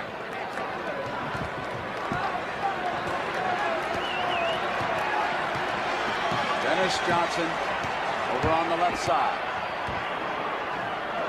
Unseld pushing against Sikma. Now Hayes takes him one-on-one. Pushing foul called as Sikma put it on the floor, and Hayes assessed the personal. Here you see Hayes now on Jack. Got his hands on him down low. He gets hands on him again as he makes the move. He calls the foul. Gus and Sikma. No foul call. Wait, now there's one after the basket by Sikma. Sikma was fouled. I thought he put a saddle on him underneath. But it's more aggressive. You watch the play here. Gus went underneath. Intimidation by Hayes. He missed a shot. And then Sikma came right in to grab the rebound. They called the foul on Hayes, but Sikma, I thought, came over his back on that play. His elbow was inside. Certainly looked like he climbed up like a ladder. Oh, he got to the top of Mount Hayes that time. He used a little bit of stepping stone of Mount Unseld. Oh, the blonde bomber. So it's 8 minutes, and Jack Sikma makes his first trip to the free throw line in this series. Wright sends it into Unseld. West comes up with a little shot, and it's 62-50. It's a 12-point lead by the Sonics at 7:47. Chenier will take Dennis Johnson. And that's 3 team fouls now on the Bullets. None on the Sonics here in the third quarter. Shelton is maneuvering inside. Took the pass. Put it on the floor against Hayes. Elvin was right there, and the foul is called. Another big Shelton lead. at the line. Had no fouls in the first half. Picks up 2 quick ones there. That's a 4th team foul. 14 foul. Action going on there between Unseld and Sikma. Here we see the move. Wright's hand is on him there. Now he gets body contact. Again, he left his feet, even though Shelton initiated the contact. He forced the move by jumping into him. Rick, a lot of guys do that in the NBA, in particular when they're underneath the basket. Go in, then lean into the guy and force him. It's called a muscle shot. Muscling in. I have trouble doing that one. 6'8", and you're a small forward. That's right. 63-50 at 7:27 in the third. Small, slow, and old. DJ with Chenier as Dick Motta tries to find a hot-handed guard. Chenier's first shot misfired over everything. DJ was there. Hayes traveled. You know, it's always amazed me, Brent, how they can call traveling on you when you never have possession of the basketball. I've always tried to figure that one out. There it is. Ball loose. He's fighting to pick it up. Now he's got it. He never moved.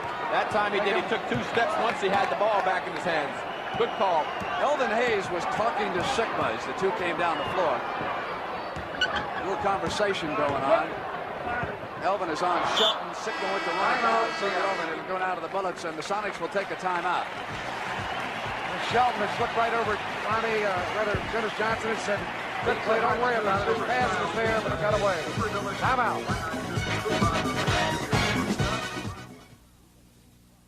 Simonize announces a new car wax that not only beads up the rain, but also stands up to the sun. Introducing Simonize Shines Like the Sun. The new premium car wax that starts brighter, stays brighter than the leading premium wax. Come rain or come shine. Use Simonize Shines Like the Sun. It starts brighter, stays brighter than the leading premium wax. Chevrolet demonstrates the hidden cargo space in the 1980 Chevy Citation. It's the first Chevy of the 80s. Chevy Citation's a whole new kind of compact car with hatchback convenience plus this panel to keep your valuable cargo from being seen.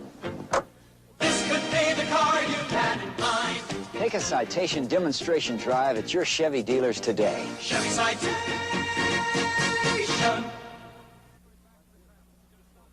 The Miller people promised me a case of light beer if I could keep this ball spinning for the length of this commercial. Now, I'm not one to show off, but I do just about anything for a few light beers. You see, light's got a third less calories than the regular beer and it's less filling, so I can stay loose. But the thing I like best is the taste. And I believe at this time that somebody here owes me a case of that taste. Thanks a lot, boys. See you around. Light beer from Miller. Everything you always wanted in a beer, and less. Hey, Charlie. Tommy Watson holding on and even increasing that lead at the Memorial. Will be going there at the end of this championship game. Jack Sikma's line. 7 of 8 from the field. 1-on-1 free throw. 15 points, 12 rebounds. And on defense right now, he's lurking in the middle, waiting for Big West. As Hayes came inside, Ronnie Shelton was on him, and the foul was called. They're just collapsing again. Right here, they come in to help out. Shelton gets called for the foul. Gus dropped back in along with Dennis Johnson. No way that he could even turn inside. There's 3 fouls on Shelton. Sikma keeps an eye on Unseld. Shot is off, and Shelton had forced Hayes out. Here's Gus. Bullets are back. Gus Bullock. Go back the other way. The Bullets. They need to find somebody with a hot hand like they did in the first game with Larry Wright. Those guards now are 4 of 26 for the Bullets. Rolling hook by Wes is short. Here's Dennis Johnson. Wants Gus. Gus comes through the middle. Kept control of the ball. He had lost it, almost traveled. That was just great body control. As Gus just lost the ball and gained control of it, still laid it in as he knifed through 2 men. Carice's point for the Bullets. This is the biggest lead of the game. Let's look at Gus's last move. Here he comes up the floor, catches the ball, makes a good move in between. Here he loses the ball, still can maintain his composure, keeps his control, is able to shoot it on the way down for 2 points. That's just a great athlete right there, being able to do that. Fortunate the ball got away up in front of him, and he caught it while in the air, which was legal. He never came down with it, and he got the basket. 35-year-old Paul Silas checks in. John Johnson will go out with 5 fouls. Good point there. 5 big ones and a lot of time left. 5:50, third quarter. Dandridge's runner misses. Offensive rebound though for the Bullets, and Sikma stuck, and so did West. Boy, that Jack Sikma, he is not backing away from Elvin or West underneath. I'm not sure I've ever seen him play as aggressively as he has in this series, and he's got the ball right now. Inside to DJ. Spins on Chenier, and Phil was there. Offensive rebound. Shelton knocked free by Wright. Now it's Gus Williams outside from the corner. Brandon point out about Sikma. He's averaging 16.5 rebounds in this championship series. That's 4 a game more than during the regular season. Chenier, and Dennis stuffs it. And the foul is called. I thought it was clean all the way. I thought he got the ball in the air. Dennis Johnson now on defense, isolated. Let's take a look at the play. There he is. He drops in the middle. Sees the pass going out, times himself, goes out after the ball. We can't really see what he did because it was out of the frame. I got to agree with him. It looked like he went right by him, though. And he had made the block. No body contact. But they called a foul. He was visibly upset.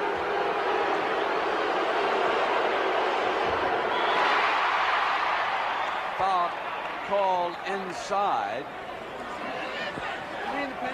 They're not in the penalty. That was a mess up by the officials right here. That's a jump ball. Jump ball. They thought they were in the penalty when we stopped it. There was no penalty. That was a live basketball. Everybody stopped play. Absolutely. 3 team fouls against Seattle and 4 on Washington. Neither club is in the penalty, so they'll jump it up. They stop the live ball and go to the jump.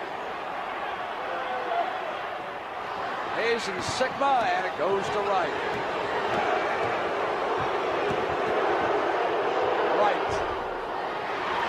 Silas to Williams. Chenier is there, and Gus from the perimeter. Dick Carter's got to call a timeout, Brent. There he is. He's just called a timeout. They're 17 points down right now. The Sonics are getting their running game going. Bullets can't seem to get out the stride as far as shooting. They just can't get anything in the basket. They have got to regroup if they expect to get back to this game.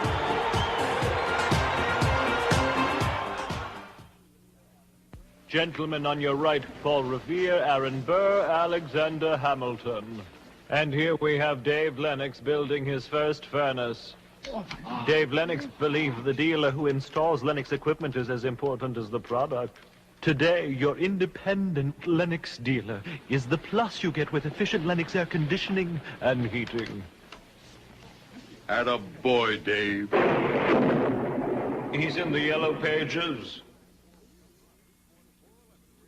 Can the 19 3/4 cent Bic shaver shave as well as a Track 2?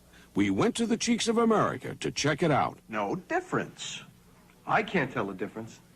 To me, there's absolutely no difference. In our test, 58% found the Bic shave equal to or better than the Track 2 shave. Yet 4 Bic shavers are an incredible 79 cents. Why spend more when there's No difference. What about the price? Big difference. No, I honestly do. I honestly like Sears. I wouldn't be here right now, would I? And I do like the Junior Bazaar. They have some really nice clothes.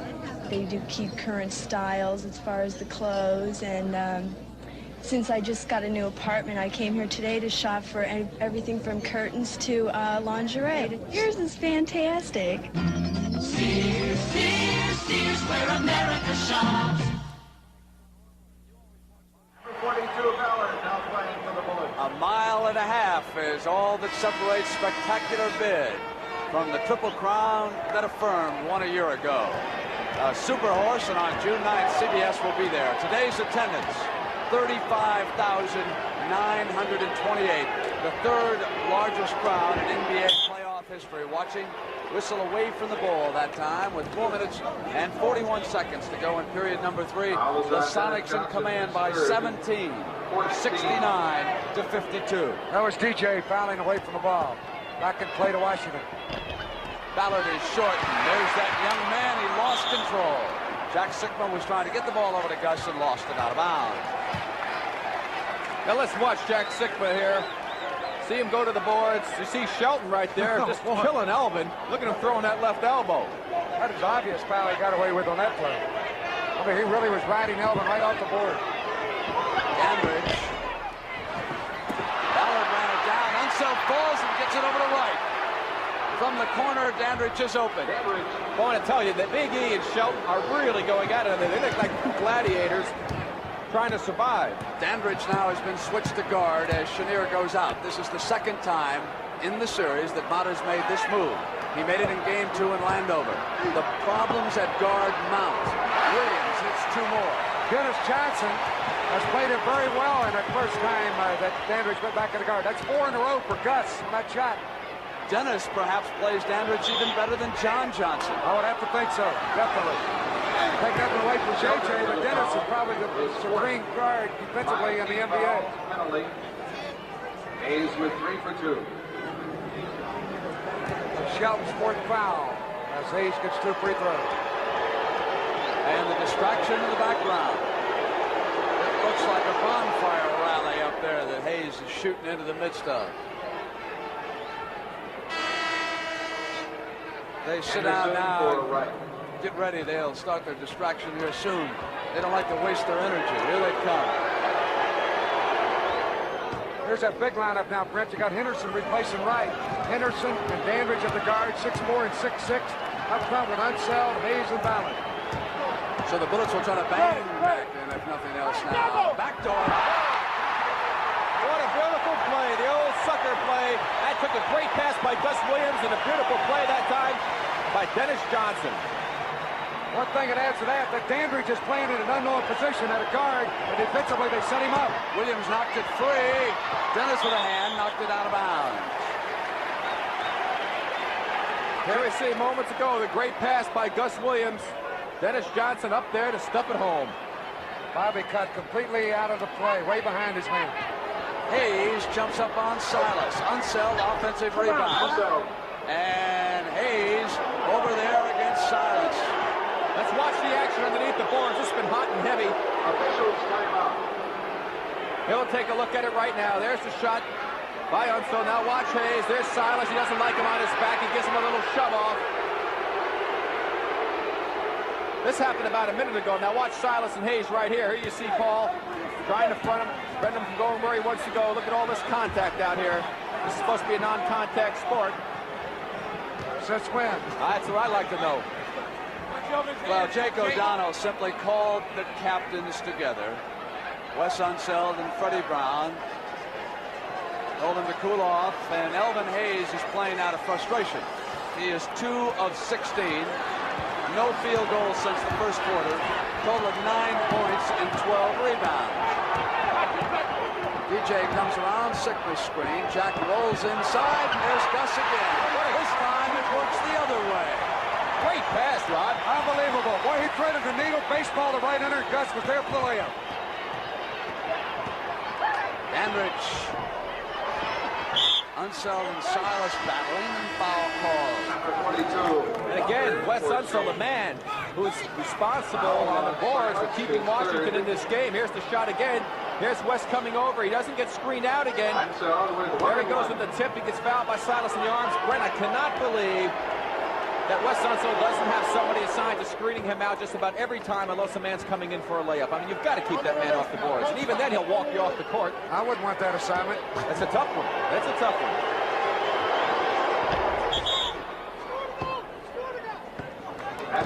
After Salas stepped in over the line on the free throw, but he made it, so it counts. The ball's in play. Had he missed it, he would have had another free throw. It'd be hard to imagine Seattle playing any better than they have in this game. Their offense and defense. Now that's a bad pass. Ballard was right there. Henderson goes over to Gregg, who comes up on Wally Walker and is short, and Henderson yanks it down. Throws up a miss. And it goes over. Brent, I tell you right now, they're going to have to start calling a little bit closer underneath the basket because there's a little frustration on the part. Look at the contact underneath there. Look at Paul backing up on E. Men charging into another, bodies colliding. They could easily have a fight out here if they're not careful. Sikma turns on Wes and hits the shot. They have a fight. I'm going for you, Brent. You won't be the only one. 8 of 9 for young Sikma. It's a game of matchups. There aren't any good heavyweights left anywhere. Unseld goes to Henderson. Back to Dandridge. On his runner, he put it up over DJ. 77-62. 135. And as Williams spun, Henderson fouled him. That will be the penalty situation now. There's the play right there with the body. Tommy moving up, give him a little bump. Gus to go to the foul line. Phil Chenier, after a brief try at guard, back on Dick Motter's bench. You got to marvel at the way old Gus, when a shot is missed by the Bullets, he just rolls out of there in a hurry. And everyone who gets the rebound, they look quickly down court. He gets the ball for some man in front of him. He just challenges him one-on-one, and normally will beat him.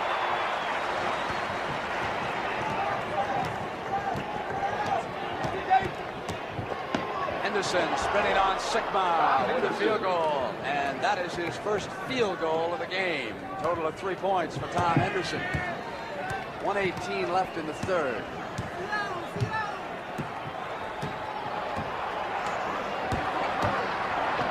Dandridge is picked off by Sikma, and Dennis goes inside to Gus. Well, Gus didn't shoot well in the first half. He's turning it on now. That's 6 points in a row for Gus.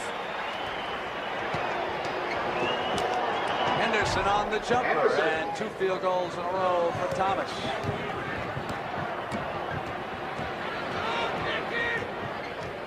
Johnson waits. That was 6 baskets in a row for Gus. Not points, 6 straight hoops. Inside, deflected out of bounds. Sonics keep it, and here comes Freddie Brown, and Gus Williams gets a round of applause as he goes out. Freddie Brown, all he did in the first half was make 4 out of 4. No missing. These guards have been sensational. They're waiting for an error play. You just saw it in the picture go off the court. That's what the pause was. DJ does it all. He grabbed the airplane right out of the air. Snapped it out with that quick hand. That's one of the engineers from Boeing spending his day off here. This on the shot. Hayes got a hand on it out of bounds. Chalice realized it, and he let the ball go. Smart play. Knew it would go right back to Seattle. 32 seconds left. Center your screen, third period.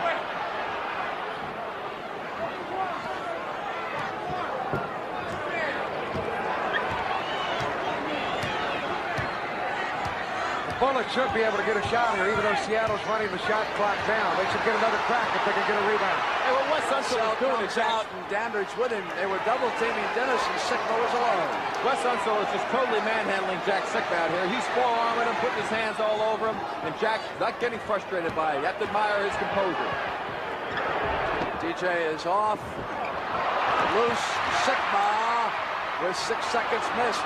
Bullets have got 5, 4, 3, 2, 1. End of the third period.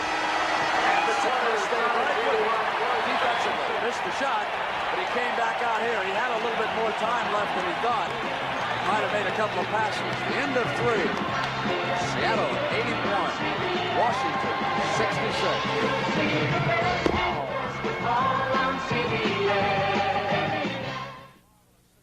There have been a lot of changes, new faces on the scene. A whole new crop of heroes whose style is living fresh and clean. New tastes, new directions, refreshing points of view. And 7-Up so crisp and clear, the taste that turned into moving up, bend up, reaching up, right up. America is turning 7-Up, looking up, right up, feeling up, being up. America is turning 7-Up. The NBA on CBS will continue after this word from your local station. On the CBS Tuesday night movie, teenage violence erupts in The Survival of Dana, a dramatic story of children in rebellion. The Survival of Dana, Tuesday night at 9, 8 Central and Mountain on CBS.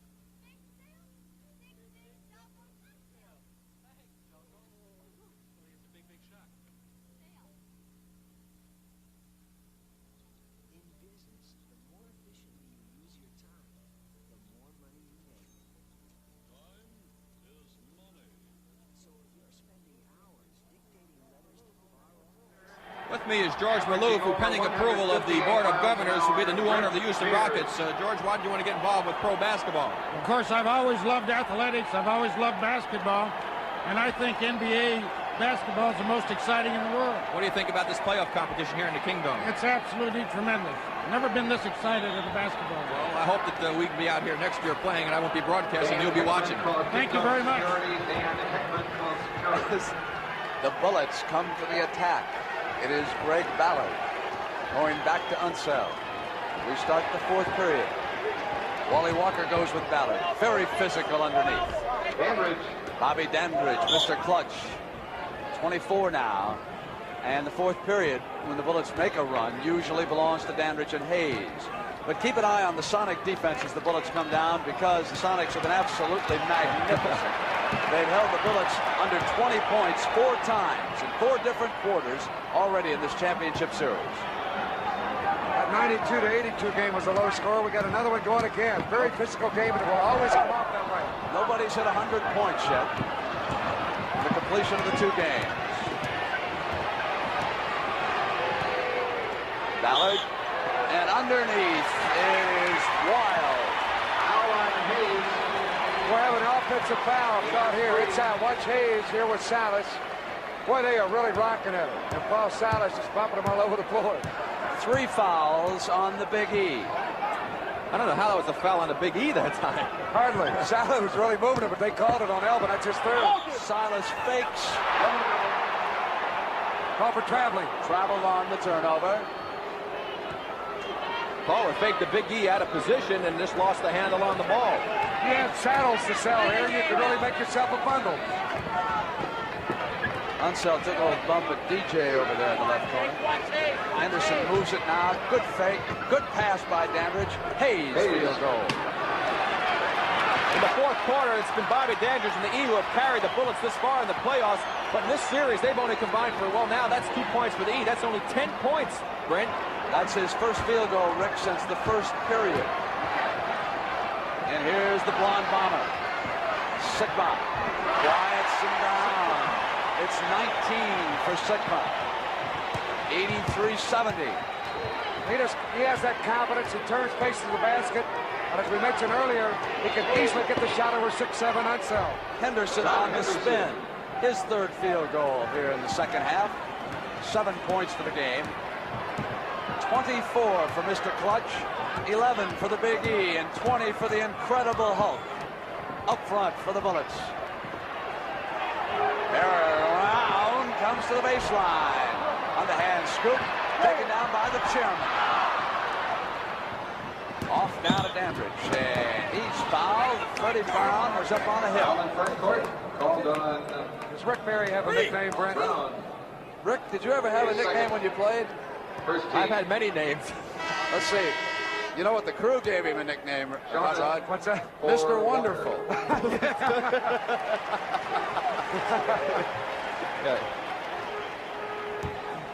Of course, if you ever get involved, a little card game could be largemouth bass. Henderson spins inside the glass. Yanked off by the chairman. Here comes downtown. Freddie to the jump. Short. They'll keep control. Touched by the Bullets. Here's the shot by Freddie, putting it up a little short. He normally would have hit that shot, and then the ball was knocked out of bounds. A good break there for the Bullets. If they can hold them and get a hoop here, they're right back in the game. They would only be down 9. DJ goes to Sikma. Look at the double team on Sikma, and he sent it right back to Dennis. Cross court to Brown. Downtown. He missed the easier one to start with, comes back and hits one from way out in that left corner. Downtown Brown. It's important for the Sonics to try to keep it over 10 points, because psychologically, when you get under 10, it helps the other team. Running layup by Henderson, who's starting to sparkle offensively here for the first time in the series in the second half. He's working in the backcourt with Dandridge. Here's Ballard up front with Unseld and Hayes. They've stayed with that alignment. Downtown's cooking. He's hit 6 out of 8 shots. Downtown has got it going. Dandridge to the attack, 87-74. Bullets trail. Unseld, look at him set that screen on that side. Henderson doesn't run him into his contact underneath. Silas knocked it out.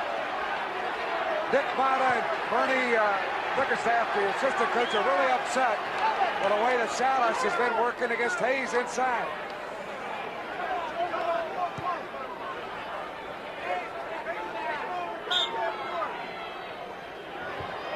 Ballard. Greg Ballard. Another important defensive sequence coming up here for the Bullets. If they can stop them, they have a chance to go down, cut it back underneath 10 points. And as I just pointed out, psychologically, that's a big difference. Makes you feel good to get it back down under 10. And there's 8:20, so a lot of time. Brown fouled as he turned the corner.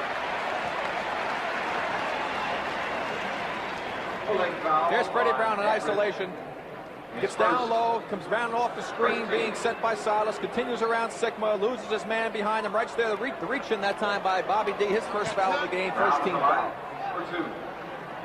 I tell you, it's really nice as a player, Rod, and you can vouch for this, to run around out there and have 2 and 3 picks being set for you. You bet. Especially if you can shoot the ball like Freddie Brown. What a great natural touch. Excellent free throw shooter, as well as a jump shooter from anywhere on the floor. They play the perfect team game, the Seattle Club. 89-76 at the 8:13 mark in Game 3 of this World Championship Series. Game 4 coming up Tuesday night on CBS. Henderson is short. Silas hands to Dennis. Well, Freddie Brown, the man keeping that 13-point bulge there. He's got, what, 6 in a row, I believe, Brent. 6 points. Shelton sends it back, and here he is. A marvelous rebound by Shelton, but he loses it. And here comes Dandridge out.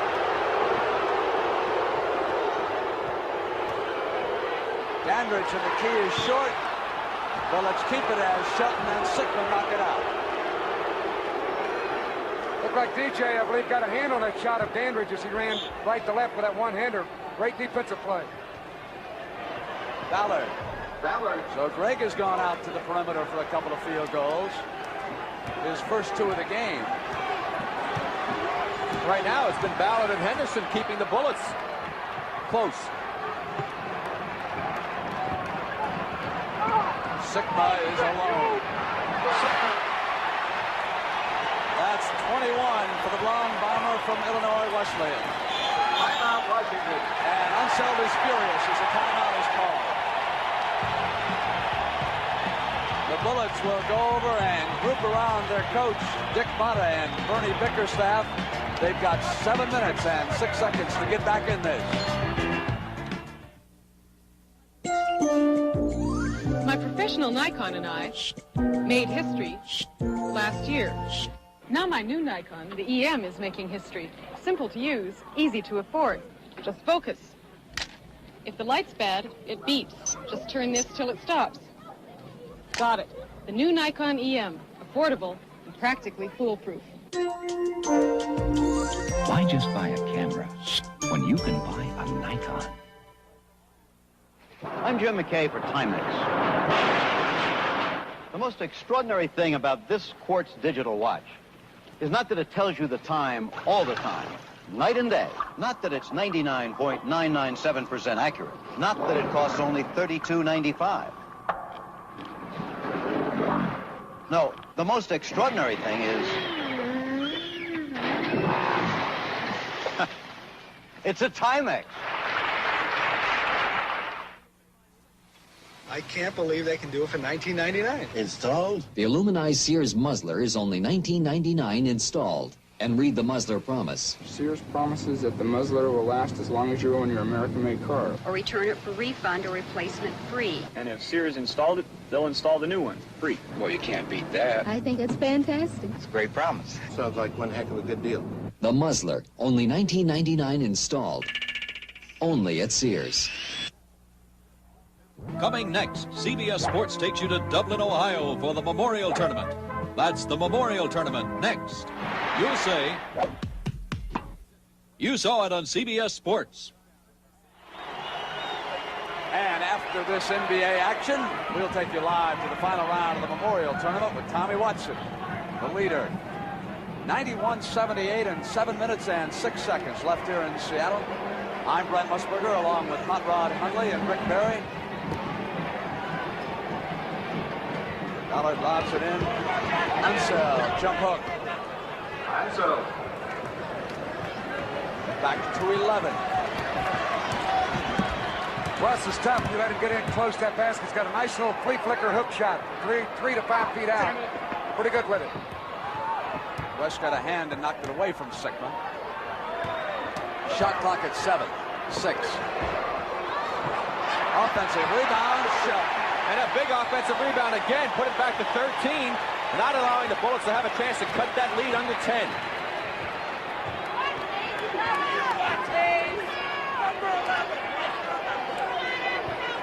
Kelly dropped back in there. Unseld as he started to move. Foul. Sikma. Freddie Brown dropped right back in. Now here's again where Mata complains about his own. Watch Freddie Brown cheating in. Then he comes across and Sikma got him with a body for the foul. Frank, we have not seen the Big E or Bobby D be very much involved in this offense here in the fourth quarter. And so again, we've only gotten 2 points, I believe, out of those 2 players here in this fourth period. Unseld, however, has contributed 8 of 17 from the field, 6 of 7 from the free throw line, 22 points, and 14 rebounds. DJ will rest for a time.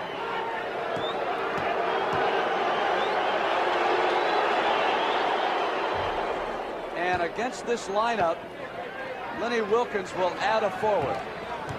John Johnson will work in that backcourt with Freddie Brown, so that Johnson and Dandridge will match up. In effect, we have only one guarded team on the floor. Wright and Brown. Unseld reaching in on Sikma, and that for West. All right, Sikma turning, face the basket. Right here's where he wants to fake and try to go up. Unseld knows it, reaches in to knock the ball away, but got him on the arm. 5:59.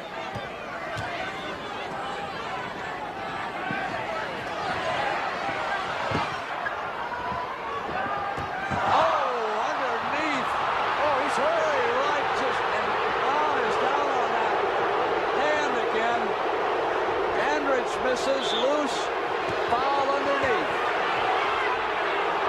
We got this last play in isolation. Freddie got kicked in the head. Well, watch him make the move here, make a good back cut to lose this man, Larry Wright. He gets the ball, gives him a pump fake. Larry's there, watch him, boom, he got hit right in the head with Larry's right knee.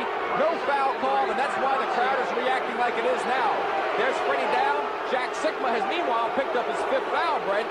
And he's not hurt on the play. Freddie's up, he's all right.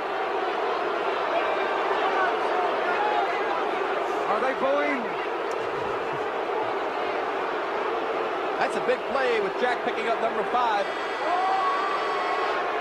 You don't get a foul on a play when Wright downs over Brown. Now Sikma with 5. Here it is again. Watch him hurdle right over him. Alley-oop. Not a whistle on that play. Can I tell you all something? Go ahead, Brent. I don't think he was hit that hard. I thought he tried to draw the foul when he went down on the seat of his pants. Well, here's the other angle. I want to show you that he was hit right there.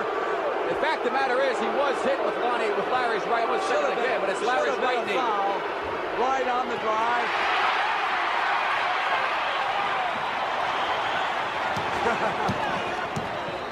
Gus Williams across. Brown is out. Williams is in. That time, Wright didn't hit him as hard as he did on that one he alley-ooped over Brown. Here's Wright just riding Gus through the screen from Sikma. And a whistle, and he's called for the body check. Freddie watching. Shelton goes into Gus, who had replaced him. Field goal. Ballard from the left corner. That's 6 points rather for Ballard. 3 field goals here. And all 3 of those buckets were long jumpers. He's got a nice touch outside. 4:53 left. 95-83. Sikma with the 5 fouls. Hands off to John Johnson. Battle, and it goes out of bounds. And it was over, and that time I thought Ballard hit it last. You'll see him fight for the ball. Salas has got the inside track after Ballard dropped the ball, and they say that Salas touched it last. Dandridge and Hayes with an offensive rebound. Now it is a 10-point game at 4:23. Plenty of time left.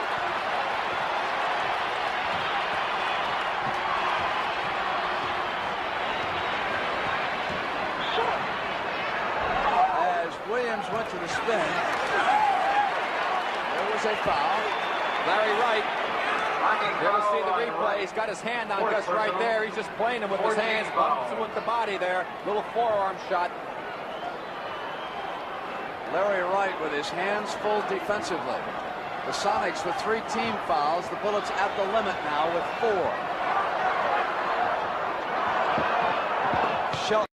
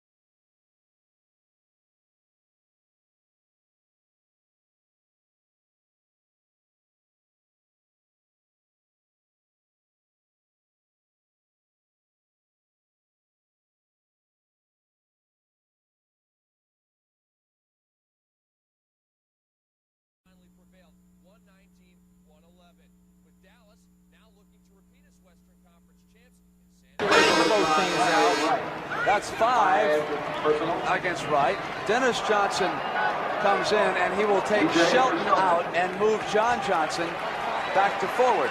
Now, Mata is conferring with Bickerstaff. They've got to make a decision on Larry Wright against Gus Williams. It's not a very good foul, that last one. You hate to give a foul when you're in a penalty by just reaching in when a man's not in the act of shooting. In particular, a player like Gus, who's a good free throw shooter, even though he's had some bad moments in the first game. He shot 75 during the regular season. It'll be Charles Johnson, CJ, who will be checking in for the Bullets. It goes back to 11, 3:37.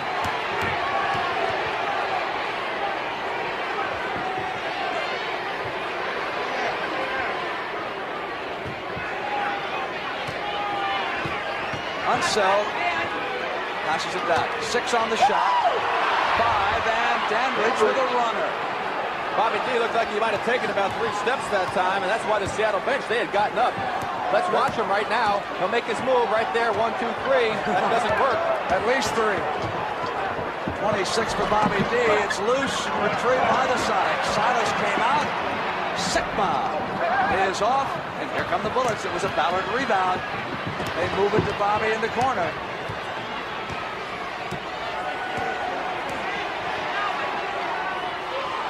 Here's Ballard, and Dennis Johnson got a hand on it and breaks free.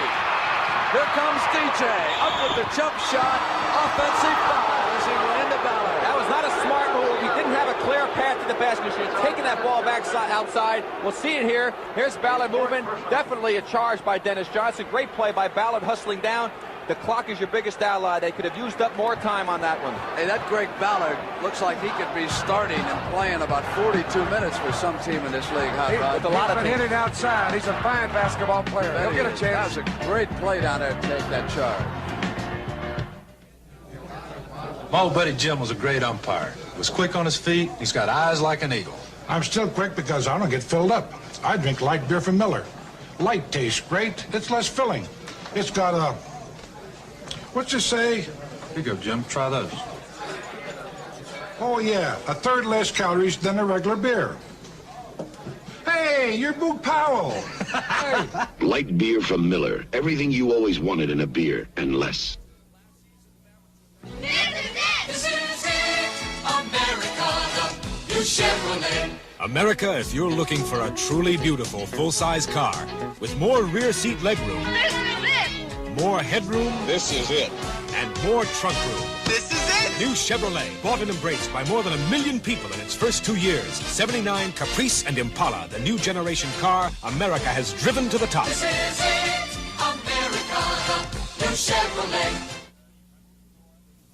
The Minolta XD11 is the world's first multi-mode 35mm reflex camera. Modern photography calls it a new standard for its competitors to try to approach. Professionals acclaim the XD11's creative versatility, but even more exciting is its point focus shoot simplicity. Look through the ultra-bright viewfinder to see how electronics give you automatic pictures, even as the light changes. Modern photography calls the Minolta XD11 incredible. Minolta XD, the automatic choice of people who know photography. For the first 3 periods, the Bullets shot only 27%. But here in the fourth, they have gone 10 of 17, 59%. 98-89 at the 2:30 mark. Sikma with the big E. Elvin to the glass. 98-91. This one's far from over. DJ wanted to come back to help out on the play, but Elvin had already made his move baseline and got by Sikma for a layup. Dandridge and Charles Johnson are working at guard for Mata. DJ wanted Sikma off his hand and out of bounds. And here they come. A lot of time left. 2 minutes and 8 seconds. 7-point game.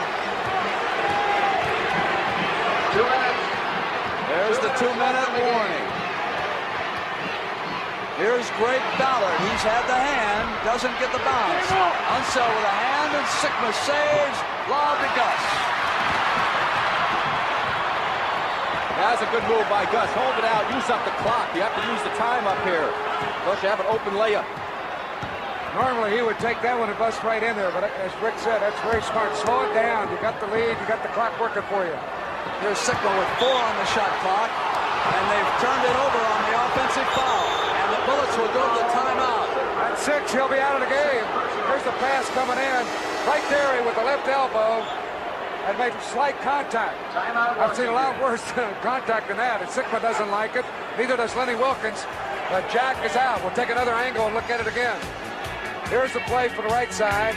There's West. Little bump. And right there was the contact.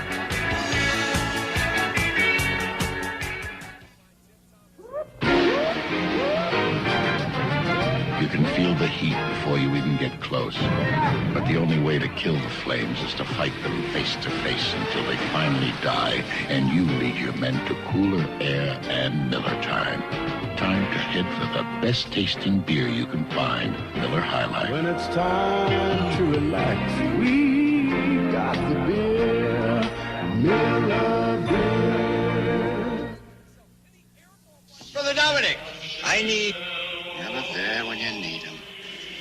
The Xerox 9400 is one of the fastest duplicators in the world. It's also one of the easiest to operate. Push a few buttons and it can automatically feed and cycle originals, collate, and copy on both sides of a piece of paper.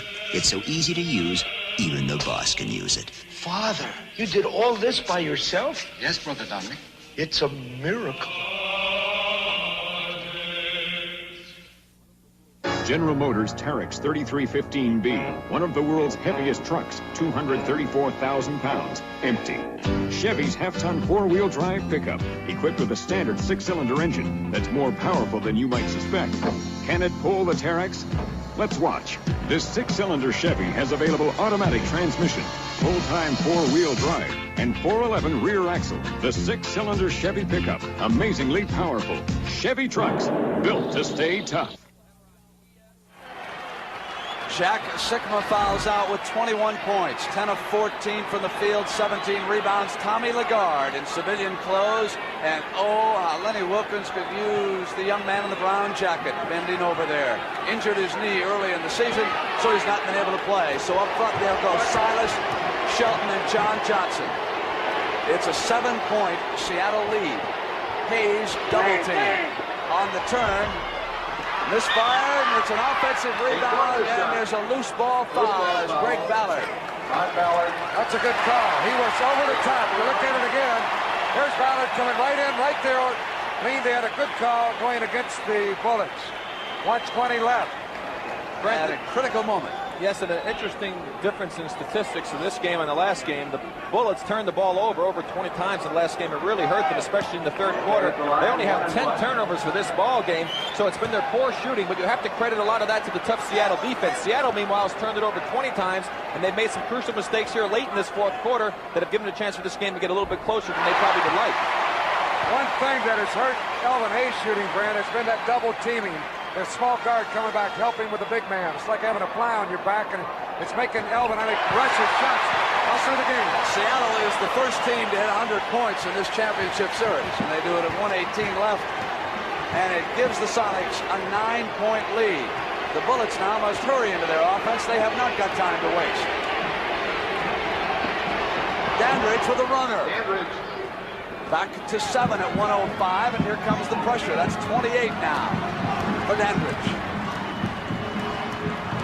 Williams will dribble it up on Charles Johnson, bringing the clock inside of a minute. John Johnson, 8 on the shot clock. Goes cross court to DJ, moves to the glass. Good. It's a big basket for the Sonics with 45 seconds to go. That really can seal the victory here for the Seattle team. Good defense by the Bullets. They forced a tough pass, but it was lucky for Seattle. They picked it up. DJ goes in, gets fouled, makes the basket. Chance to put it away. One thing that really hurts them there is they commit a foul with only about 4 seconds on the shot clock. After letting it run all the way down, they should have backed off and let him have the shot, make him shoot out front. Washington with 1 timeout, Seattle with 3. Dandridge against the double team. DJ was there, Silas to the rebound. 32 seconds, the Sonics will take a lead in this championship series. Gus fouled by Dandridge. Well, this one should be history. 26 seconds left of the game.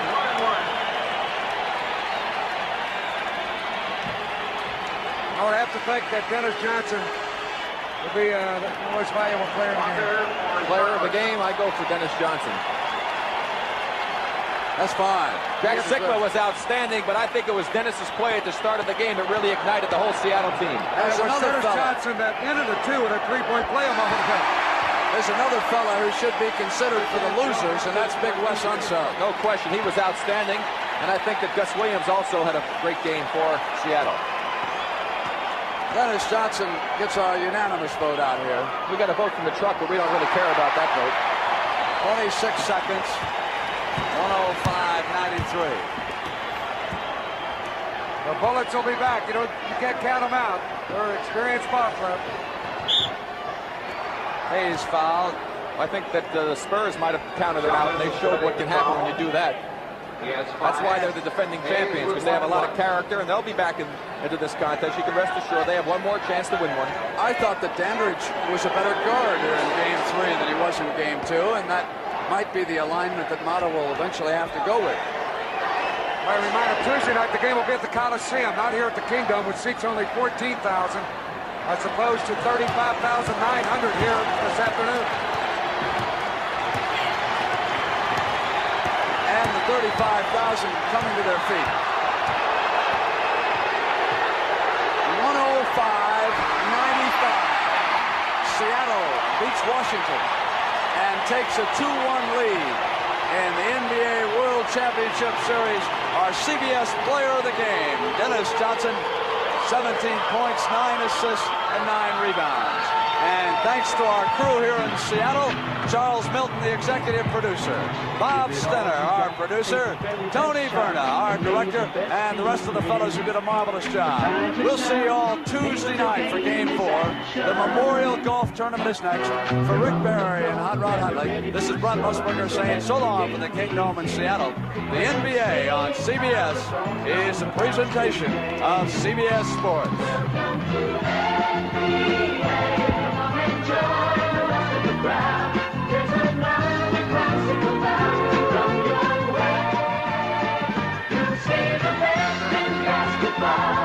When you watch the NBA, when you watch the NBA on CBS, you'll see the best in basketball on CBS. When you watch the...